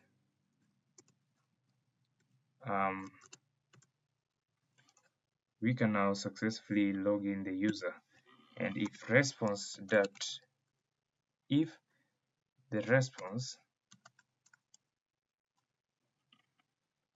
going to have this, if the response dot status equals to 200, then I'm going to destructure the data, the response data, and from this I'm going to access the access token, the refresh token, and the user. And we're going to set our cookies, and we're going to set our access token equal to the access provided when the user logs in. And I'm going to have something else here, and it's going to be called const cookie options, and this allows us to define some things.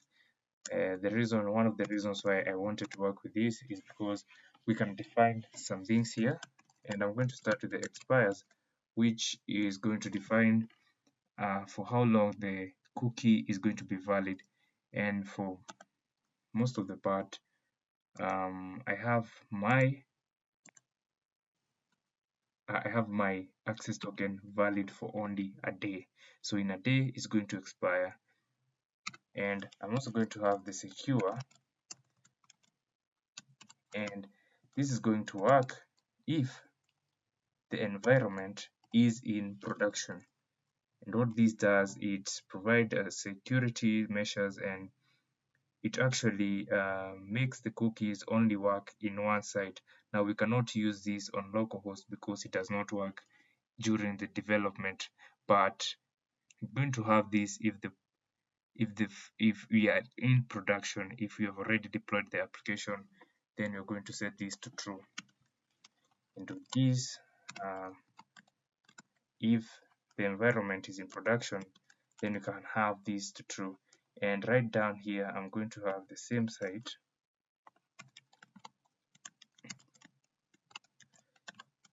to strict.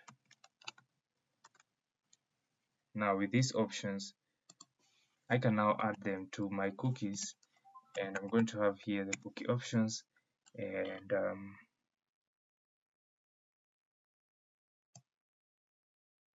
going to have my options. Don't know what's wrong, what's happening. So it seems there's an issue occurring here, and I don't know what's wrong. It's telling me the argument of type is not assignable to parameter of type. Type of properties, same site are incompatible. Type string is not assignable to type strict.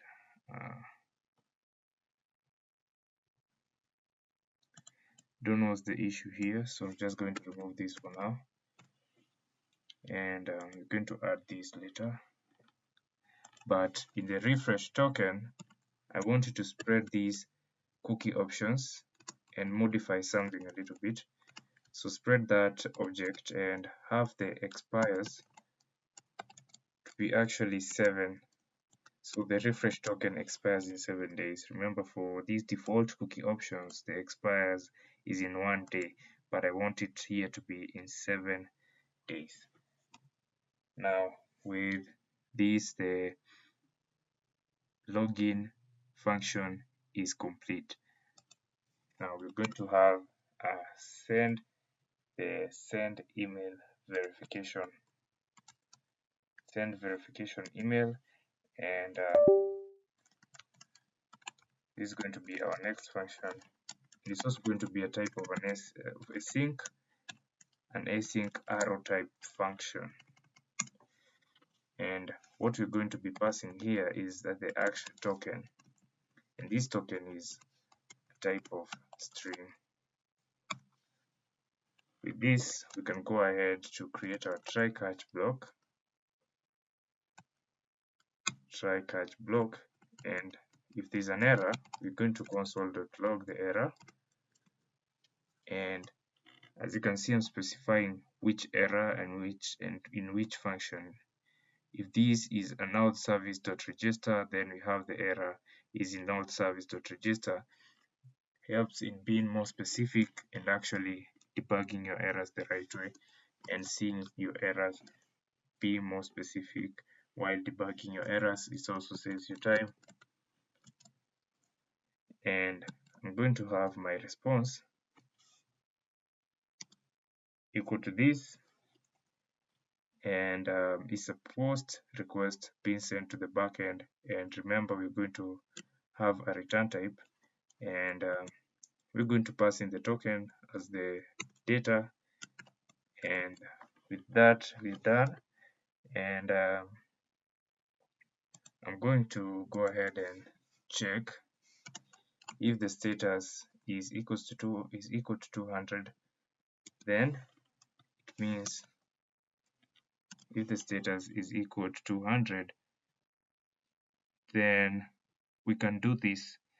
We can still have our user logged in. So I told you, for a better user experience, once the user verifies their email, we automatically log them in. They don't have to go again and log in and type their email again and type their password again. So this function right here, this code, this block of code is the same block of code that is in our login function, and basically they are doing the same function. If the user sends a request to log in, they obtain the pair of tokens, and thus the pair of token, which consists of the access and the refresh token, is returned back to the user if the user is successful. The same thing happens when a user has their email verified. A new pair of token, which is the access and refresh token, is given to the user, and they can use these to log in, so they don't have to go through the process of writing their email and password again. And with this, the user can be automatically logged in without having to rewrite their email and password. So when a user signs up and they get their email to verify, and they get the email sent to their inbox to verify their account, they can just click on the link and they'll be automatically logged in without having to repeat the same process again. So with that, we are done with the send verification email function, and now we're going to go ahead and create another function, which is the resend verification email, which is an async function as well, async arrow function, and we're going to have the email being passed as the parameter. Is a type of string. Now with this, we're just going to do the try catch block again, and we're going to console the error.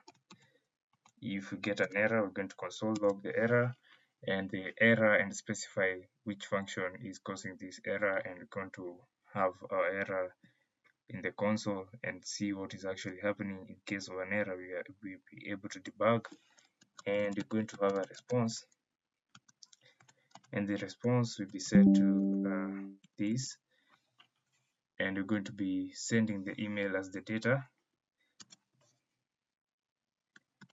And with this, if we have a status of 200, which means okay,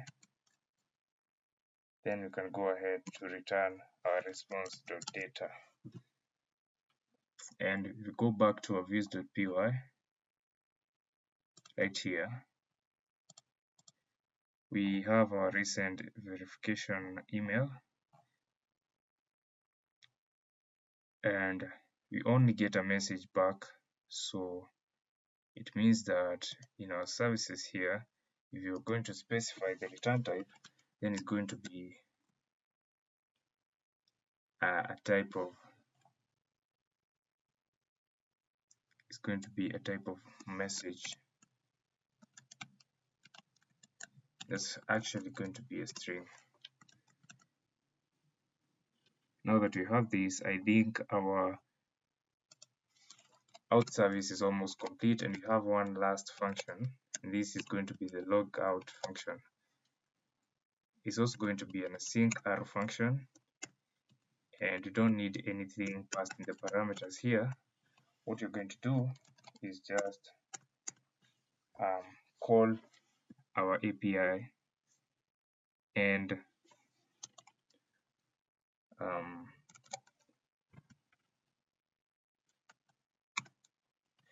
so here we're going to console the error.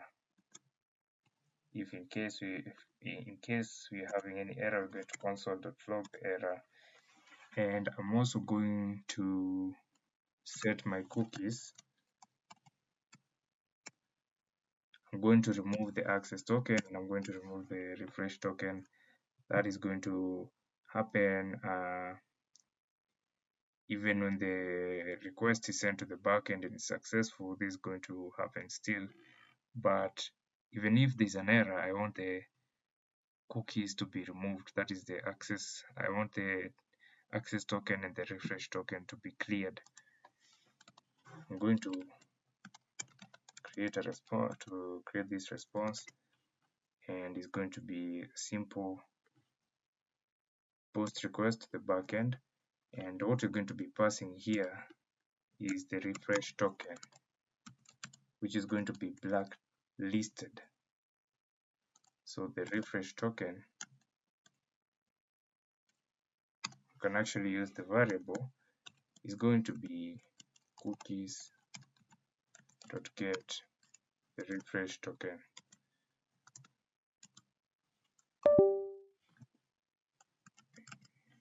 So I'm still reusing this variable, as you can see, and it's working quite well. If I go back to my, you see, I told you the importance of having a constant, and every time I want to refer to this, I just call on the constant, and it can save me typo errors and such kind of errors. If I go to my views.py again, you can see the logout function down here, the logout view. If we're going to be we have sent the refresh token as the data, and this refresh token is going to be blacklisted, and you're going to have a return type of a message. So in my API services, I'm going to specify the return type as a message type string. With this, we have our auth services complete, and we are now ready to go and use them in our register and login pages.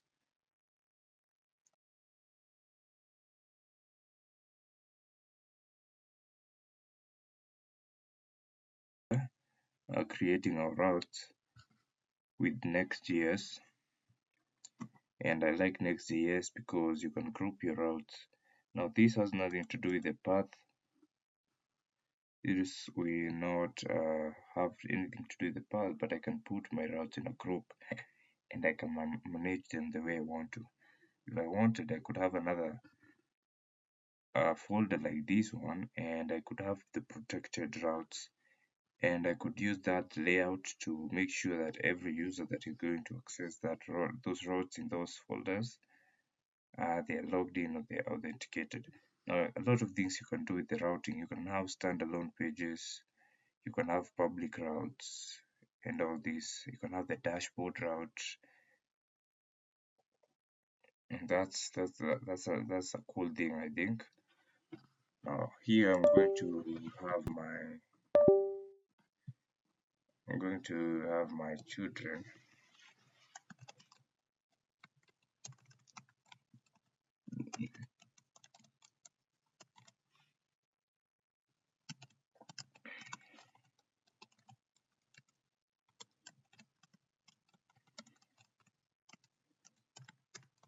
React node, and I'm just going to come here and children, and right here I'm going to give this a class name, and I'm going to give this a mean height of screen.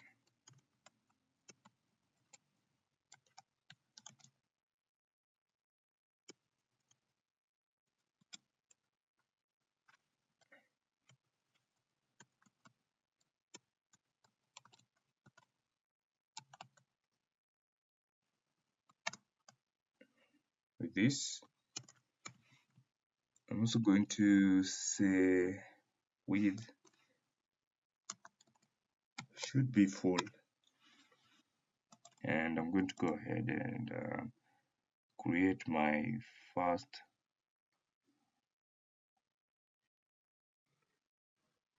my first um, my first page, which is going to be this register, and I'm going to have the page.tsx.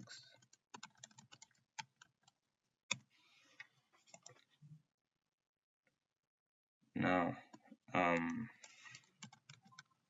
it's going to be something simple,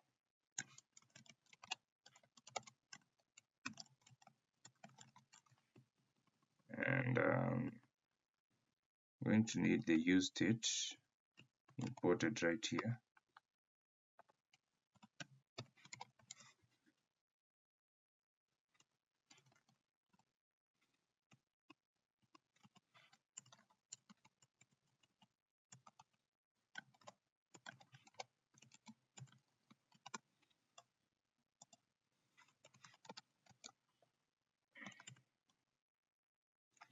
And I'm going to have my form data, and set form data,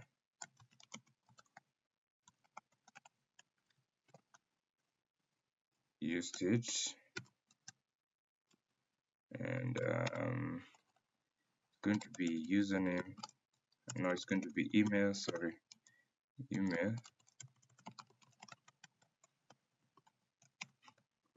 Password.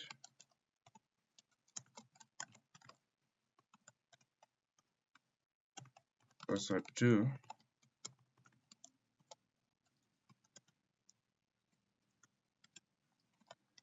And I'm going to have my first name.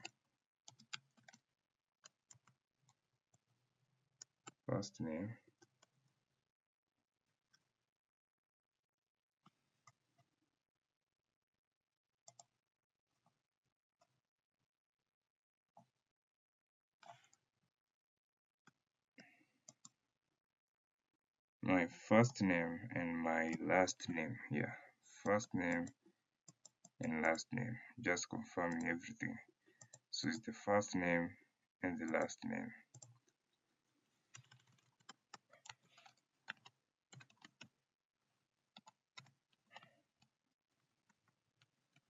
Last name.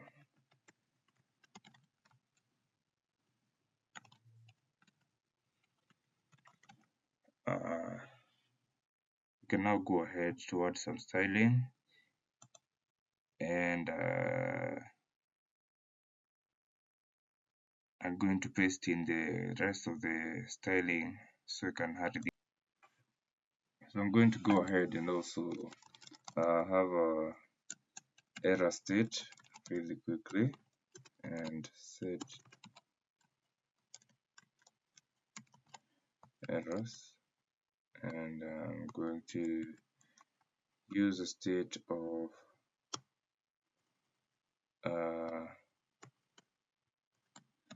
an empty object for now, and I'm going to create an interface of errors right here really quickly, and I have this, and I'm going to have the email password too, and then I'm going to have the general error. Maybe Axios is having an error of sending the data or something like that, and this is going to be a type of errors. And I'm also going to create a success. So if we have a successful register, then this is going to be a boolean. It's going to be a default of false. And I can go ahead to also have the const.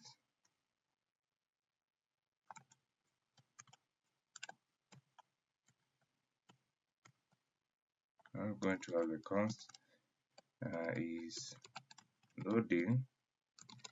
I'm going to set is loading, and it's going to use a default of false. And I'm also going to go ahead and paste in my I'm going to go ahead and paste in some of these functions, and one of the function is the handle change function. You can see here this is the handle change function, and let me this is the handle change function, and we have the validate function, and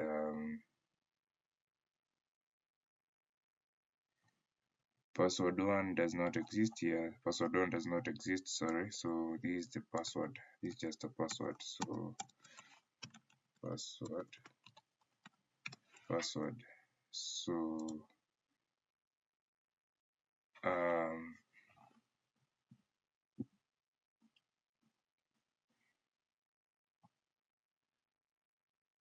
errors.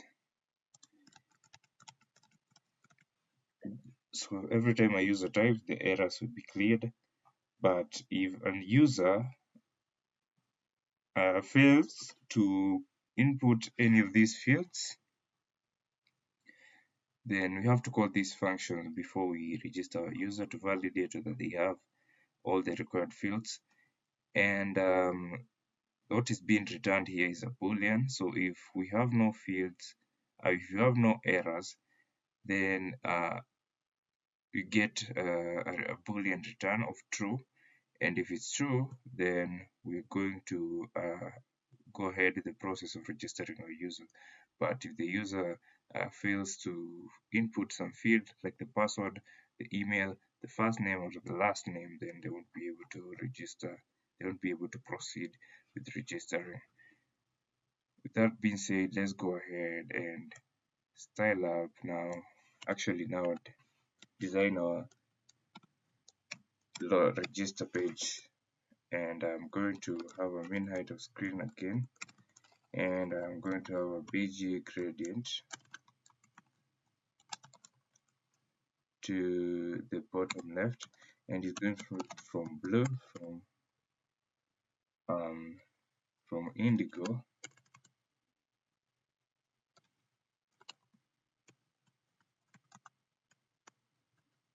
indigo 50 to via sky to blue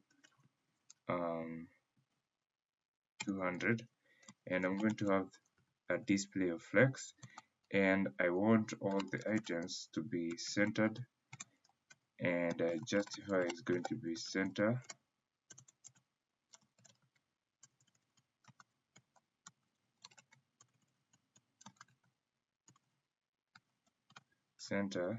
and I'm going to go and have my kind of card display in the center of the screen, and I'm going to have my PG to watch, padding of 6.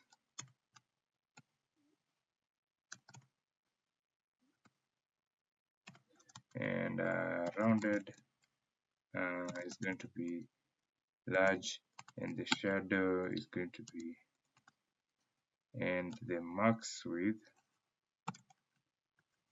is going to be MD mid, and width full in smaller screens. With this, I can go ahead and now start designing my card. And I want to go ahead and have a class name, text center, and margin bottom 4. And the text here is going to be not gray, I want to be neutral of 800. And we have that. Now we're going to go ahead and add our inputs. Really quickly, I want you to download the React icons. I want you to install React icons and have it installed as a dependency, so that because you're going to use React icons. Once React icon is done installing, I am going to have some imports from React icon, and I'm going to import this. I'm going to import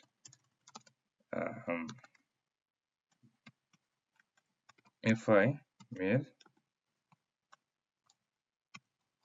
fi lock, fi user, fi arrow right, fi check.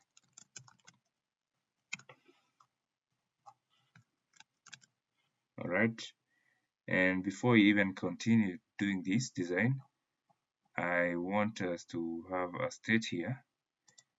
I already have the state, and this state is the success. So if user successfully registered, I want this to be displayed instead of this return type. I want this to be displayed.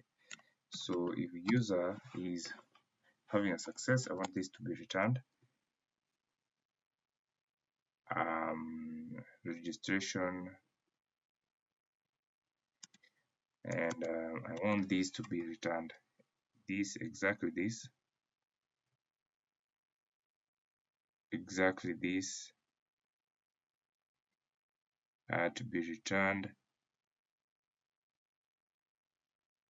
Yes. Yeah, I want this to be returned if the user is successfully registered.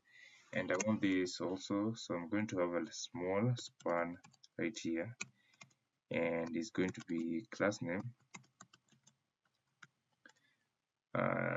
text neutral 800, and it's going to have a font of semi-bold. It's going to be a text of SM, and what it's going to say is basically if please check your email or resend verification. Exactly. So if you don't see the email, please check your spam folder or resend the verification.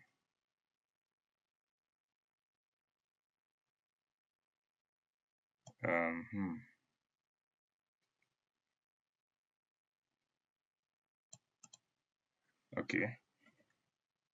Now we can go ahead to continue designing our sign up page and have our inputs here. I want to have this deleted, this part, I don't want this part.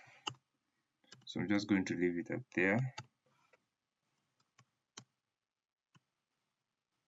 for now, and we'll have this. This will be showing up when the user successfully registered their email.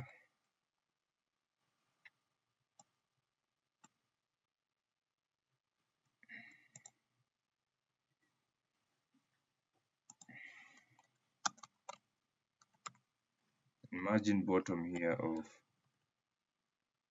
5. Nice. I'm going to now have my form right here, and I'm going to have on submit, and my under submit, I'm just going to create a const under submit.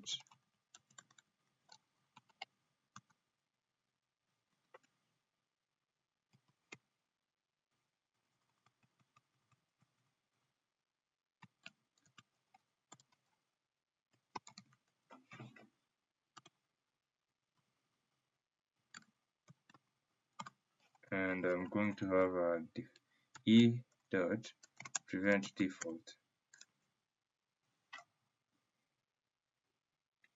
Yeah, and this, so is a fake stimulation. Okay, I'm going to have this here to hold this function, to fill in this function, a handle submit function, and I'm going to define my input fields right here. I don't need this on action. So remember, you add this prevent default, otherwise you're going to have the fields in your search params. So you prevent the default action of the form by adding that. So I'm going to have this div, which is going to have the first name and the second name. It's going to be a margin bottom of 4, and it's going to be a width of full. It's going to be a flex, a gap of 3, because I'm going to have 2 inputs here side by side, and my 2 inputs, I have the first of all, I have the first name input. Let me format this so you can see clearly what I'm talking about. So I have my form here, and then I have this, I have the first name and the last name. I'm not going to be focusing on the styling so much on this video. Then I'm going to paste in the rest of my components, and I'm going to be done with the register page, and I'm going to paste in my login page so that you can now actually start seeing the actual functionality. I went ahead to quickly paste in my inputs and create the error validations and the error displays. And I have the first name input, the second name, the last name input, and if there's an error, we display the error. We have the email address and the icons and all these. You can go ahead and copy paste these to your GitHub. In my GitHub, you can go and copy these and paste it right into your file, to your register page. And I also want you to come up here and add a use client, otherwise it's not going to work, because you're using the use state. You're going to be using the use client, and I think you're going to be using this use client phrase in a lot of in lots of pages, because when dealing with the backend, mostly you're going to find yourself having to use this use client while fetching data, or even while loading data, because we know we're not really going to have the server concept in this app, in this Next.js app, because we already sorted that with Django. Now with these fields, with these inputs pasted in, I can now go ahead to maybe test for the page and see whether everything is looking fine. I'm just going to run npm run dev and open it up really quickly to show you.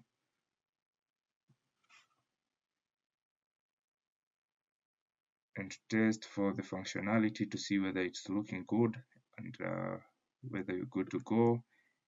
And I'm going to open it up right here.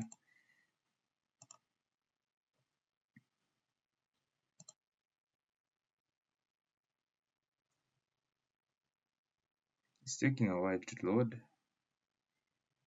It's taking a while to load.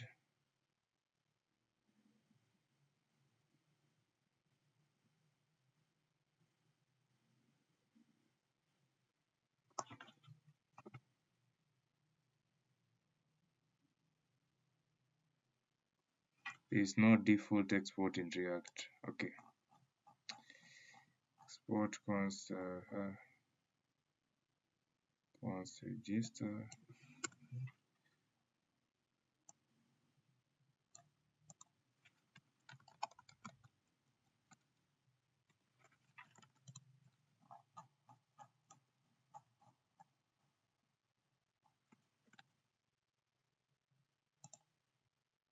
You should also do that. Make sure you have a default export because this is the main page. And I have my form right here standing on this, being displayed and floating on this sky blue indigo gradient, and I think it's quite amazing. It's smooth, it looks nice.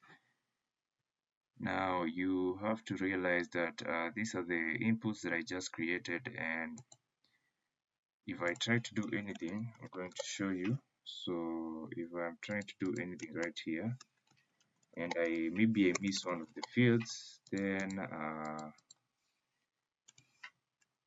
create a password.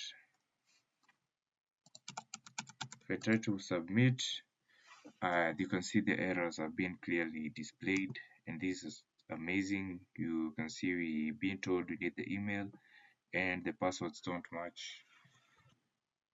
It's nice to have this type of error displayed so that the user can have feedback in case they make a mistake while developing or while trying to input, and they maybe forget to put in their email or their confirmed password. You should have this feedback to the user. Super important. Looking like the register page is working just fine, I'm going to go ahead and have my login page.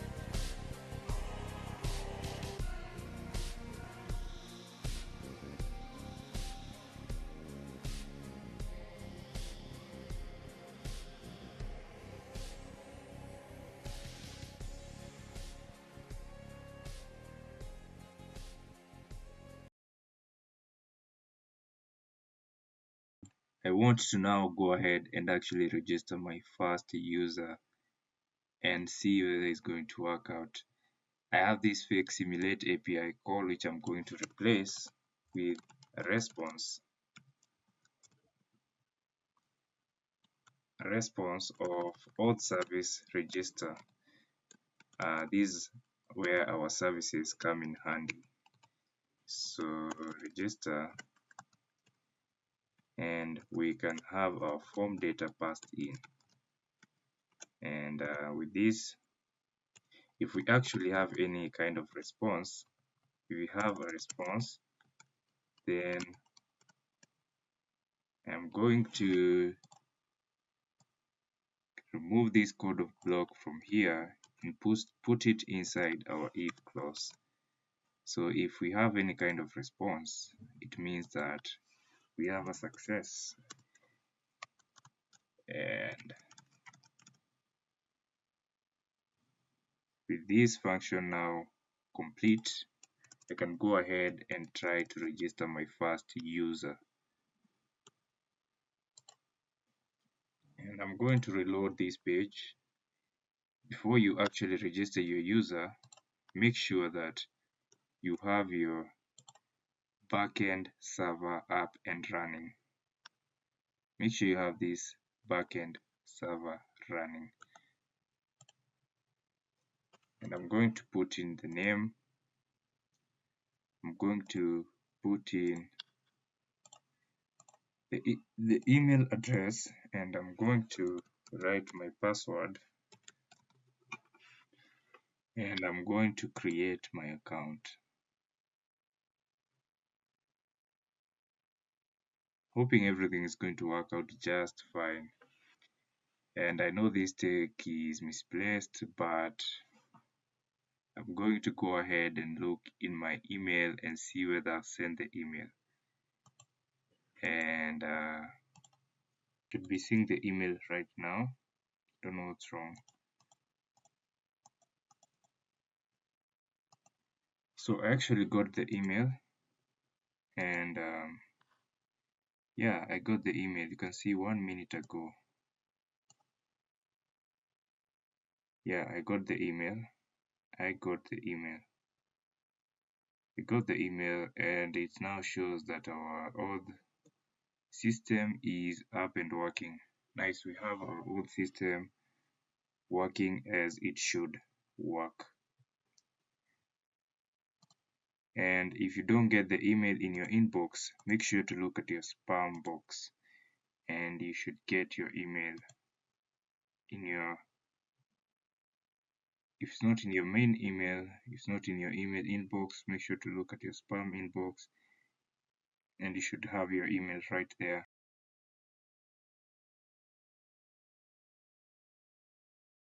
To go ahead and create my verify email page.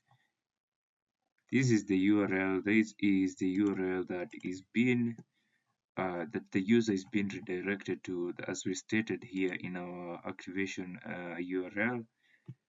This is the URL that the user is clicking on the email, and this is the one that the user is getting redirected to. Now, this is a format function in Python, and it's actually going to create this URL. So the user has to be redirected to this page, and they click on the verify email link, and this page is the one that I'm creating, and I have to go ahead here and have this key in so that I can destructure the params and get the key. Now this is a Next.js technique of using the params and getting the params. Now, if you're new to Next.js, this might also be confusing to you. I would recommend you to go and go through this article right here. Go through this page, go through their docs, and learn about the params. I'm currently in the Next.js web page, and I am also getting some update. It seems like the old use params is not the same use params. They have updated the use params, and I can see from this example, this is how we're supposed to use our params. And I'm going to copy this example right here and just paste it in my editor and try to tweak a little bit what I have. So I have the default page, which is the verify email page.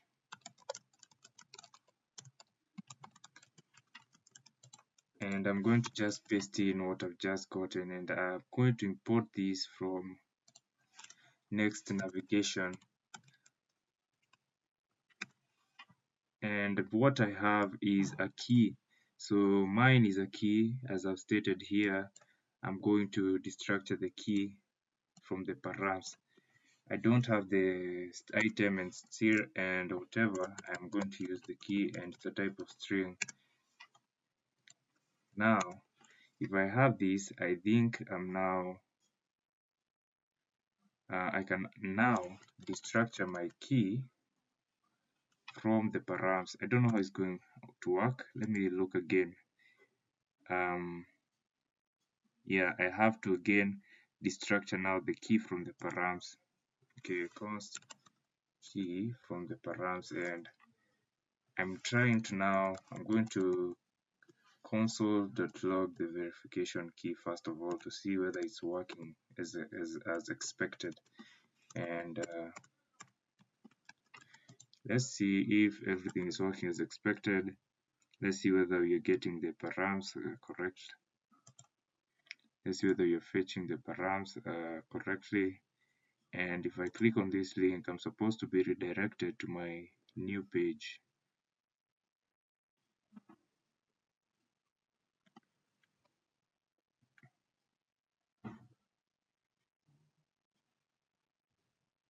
You have to keep on checking the docs for any new updates. As I told you, Next.js usually do a lot of updates, and you have to keep up with this by always referring to the docs. I am using, okay, I have to add a use client on top of my page, sorry, because yes, I am using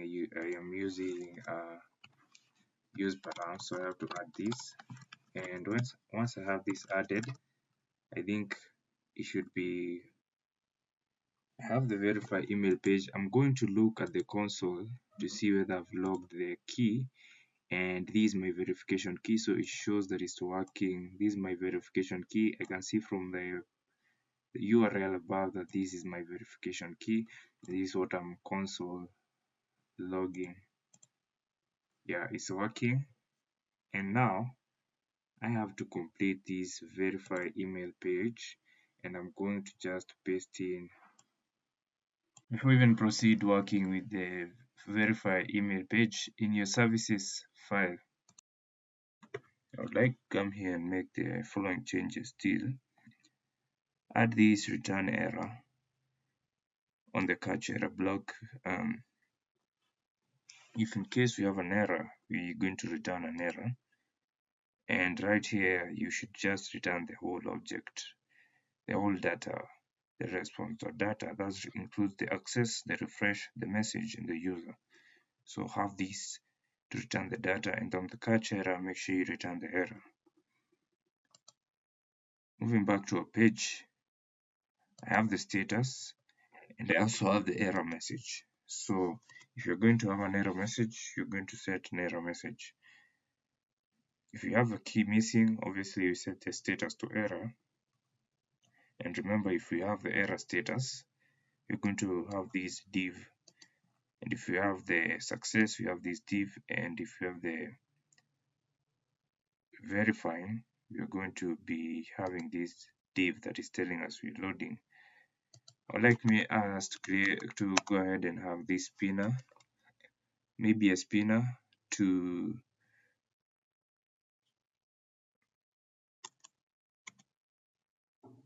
show the loading state. And with this, we can be having a spinner while it's loading for better experience and better display. And automatically here, if we get a response of error, obviously we're going to set the status to error, and we're going to have the error message set. If the response has the message, that's why I told you to return the whole object, the whole data object, which contains the message, access, the refresh, and the user. If you go back to your views.py right here, and you look at the verify email view, if everything is successful, you're supposed to return this. So this is what I'm looking for here. I'm going to make sure that each and every attribute that I've stated here, which is the message, the refresh, and the access user, if they all exist, then that's when I can say that the status is success, and this is when you can actually redirect to a dashboard. With this, I think now it should work. Opening up I'm going to just restart my server Next.js.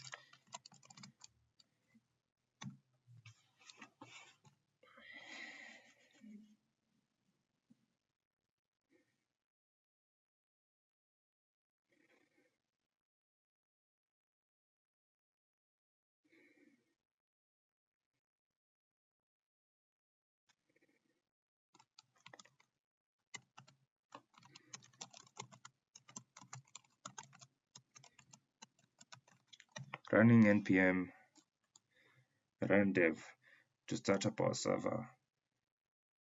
This time everything should be working exactly fine, and everything should be working as expected to. I'm not expecting to get any error.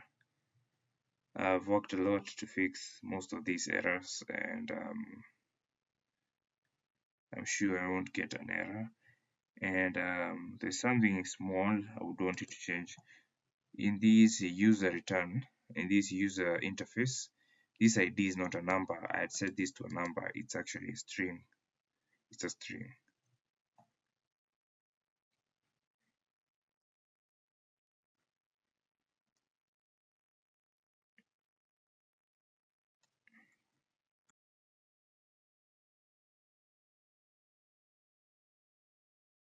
Having changed our email verification page and making sure that the auth service, the email verification service is fixed, I hope everything is going to work out as expected. I'm going to navigate to my register page, and the login and registration flow should now be smooth.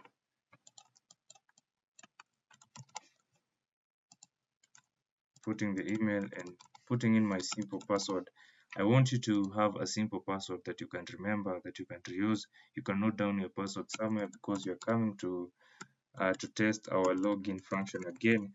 If I register, I'm supposed to be redirected to the dashboard on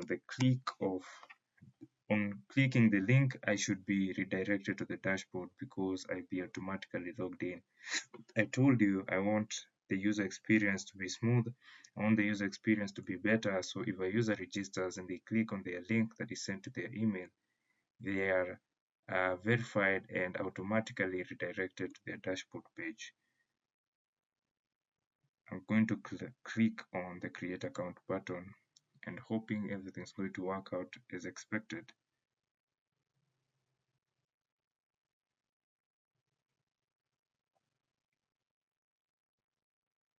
We have a successful registration, and let's go ahead to look at our email inbox.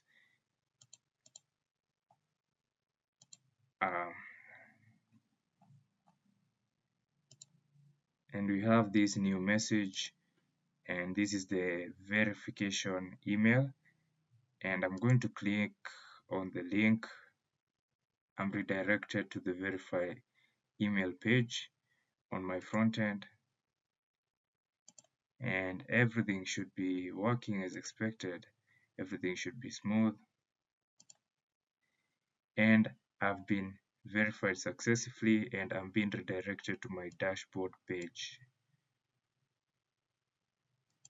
Nice. Everything is working out fine. Now this is my simple dashboard page for now, and what I have here is not really much. It's just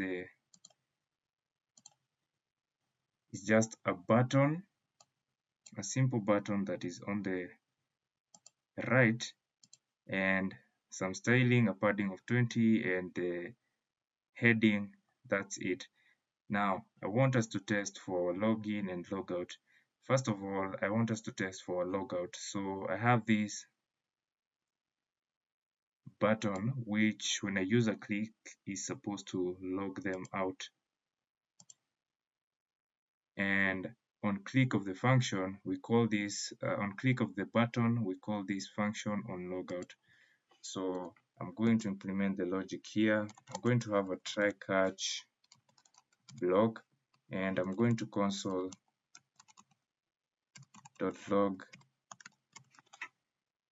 the error. In case of an error, I'm going to console.log the error.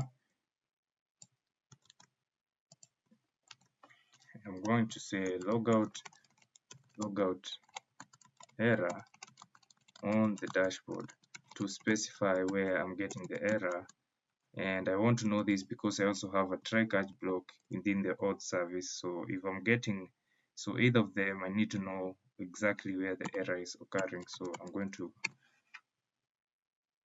have my error in the console in case of an error. Again, I'm going to now call my auth service, which is going to be await our auth service, which is the logout and the logout service, auth service logout, and we have this. And now for this logout function to be effective and to work immediately, we need to reload the page, so that on reloading the page, the server tried to refetch the data, try to refetch the user profile, and it will not be able to do that. So window.location.reload. Now with this, it should be effective and user should be successfully logged out on the click of the button. So let's try. Let me reload this page first and let me show you. You see, when I reload, I have this loading state and I'm not supposed to be logged out. I'm still logged in, meaning I'm still logged in. But when I click on this button, I'm supposed to be logged out. So I'm going to open the network tab to see what is happening. And when I click on logout, it's going to try and load again. But this time I'll be redirected to the login page. And it means our auth system is now fully working as expected. Up to this stage, nice job keeping up. If you've been following through, you've done a nice job. Let's now go ahead to build the auth context and work on the login page. To our login page, our login service, make sure you're returning the whole data object. Yeah, and in the login page, we had already created the initial UI, you had the UI, the UX, you had the error, the validation, and what we had left is the handle submit. So create a handle submit function, which is going to be called on the submit, and the only thing I had was the prevent default behavior of the form. So I'm going ahead to write my logic in the handle submit and to actually have the user logged in. So right here, what we need to look at is if, first of all, if the validation of the form is not as expected, is not correct, we're going to exit out of the function. So we're going to look for if we have the validate return a false. If you have the validate returning false, then you're going to exit the function. Then you're going to just return nothing and exit the function. If the validation is correct and we have all the fields, then we can now have our try catch block here. And again, I can console.log the error, and I'm going to say error in the login page, so I can know where I'm getting this error originating from. And I can go ahead to have my error here.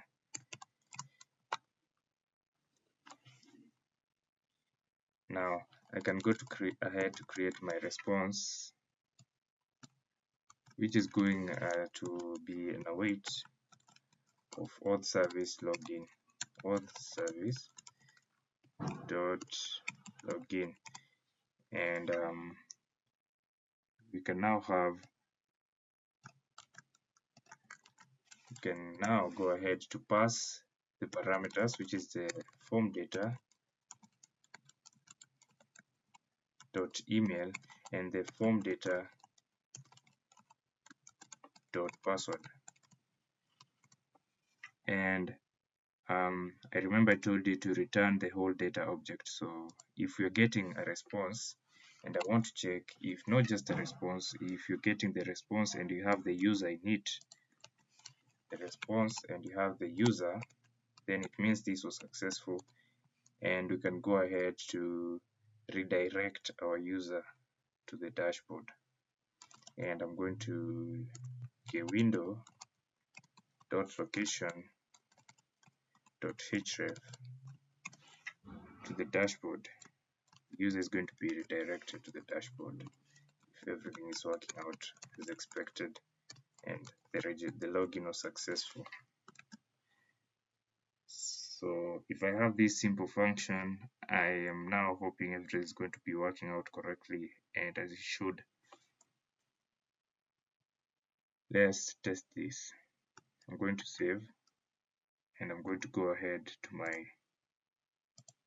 browser and I'm going to reload the login page just to make sure everything has been saved and everything has been refreshed. I'm currently logged out. I want to log in. I want to log in myself. I want to be logged in again and to have my access token and my refresh token again. So I have my email and the simple password that I told you to remember is the one you're going to use here, and I'm going to log in.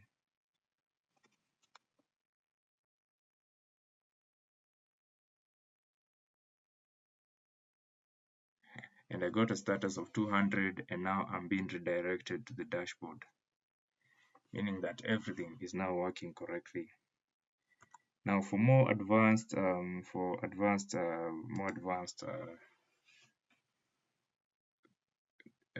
applications, you might want to have an auth context to manage all of this.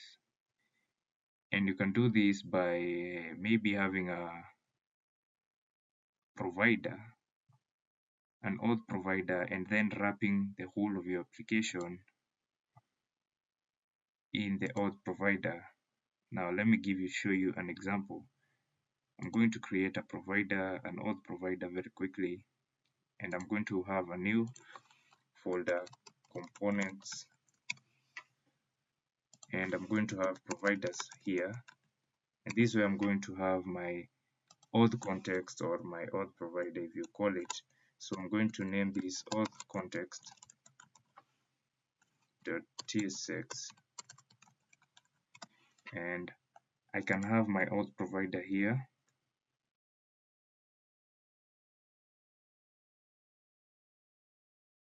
You can have your auth context pasted in like this.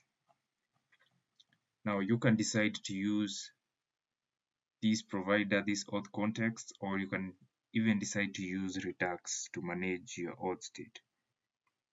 I think it's a better management and it's going to be important even as your application becomes, if you are working on large application, you'd want to have an auth provider. And if I want to use anything within the auth provider, whether it's the register function, the logout function, the update profile function, the refresh user data, I have to go ahead and in my main layout, I would wrap everything, all my children in the auth provider like this.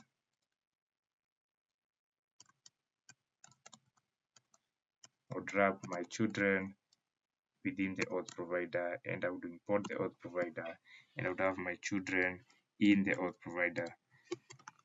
Now you cannot use auth context if you don't have your children in the auth provider. So you need to wrap your whole application within the auth provider.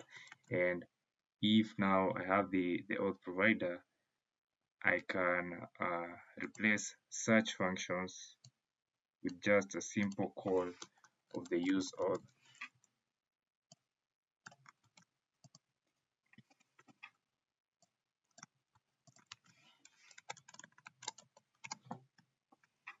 So if I have the use auth like this, I can just call the logout function and just replace this with logout. I can call the login function. I can also get the user data and manipulate the user data. If I want to, I can update my profile. I can do all of these. I'm not going to get so deep into the auth context and using the auth provider. I can create a separate video for that if you want to.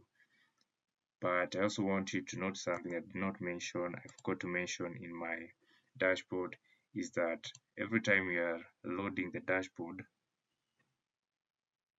look carefully at the network tab and we are fetching the profile.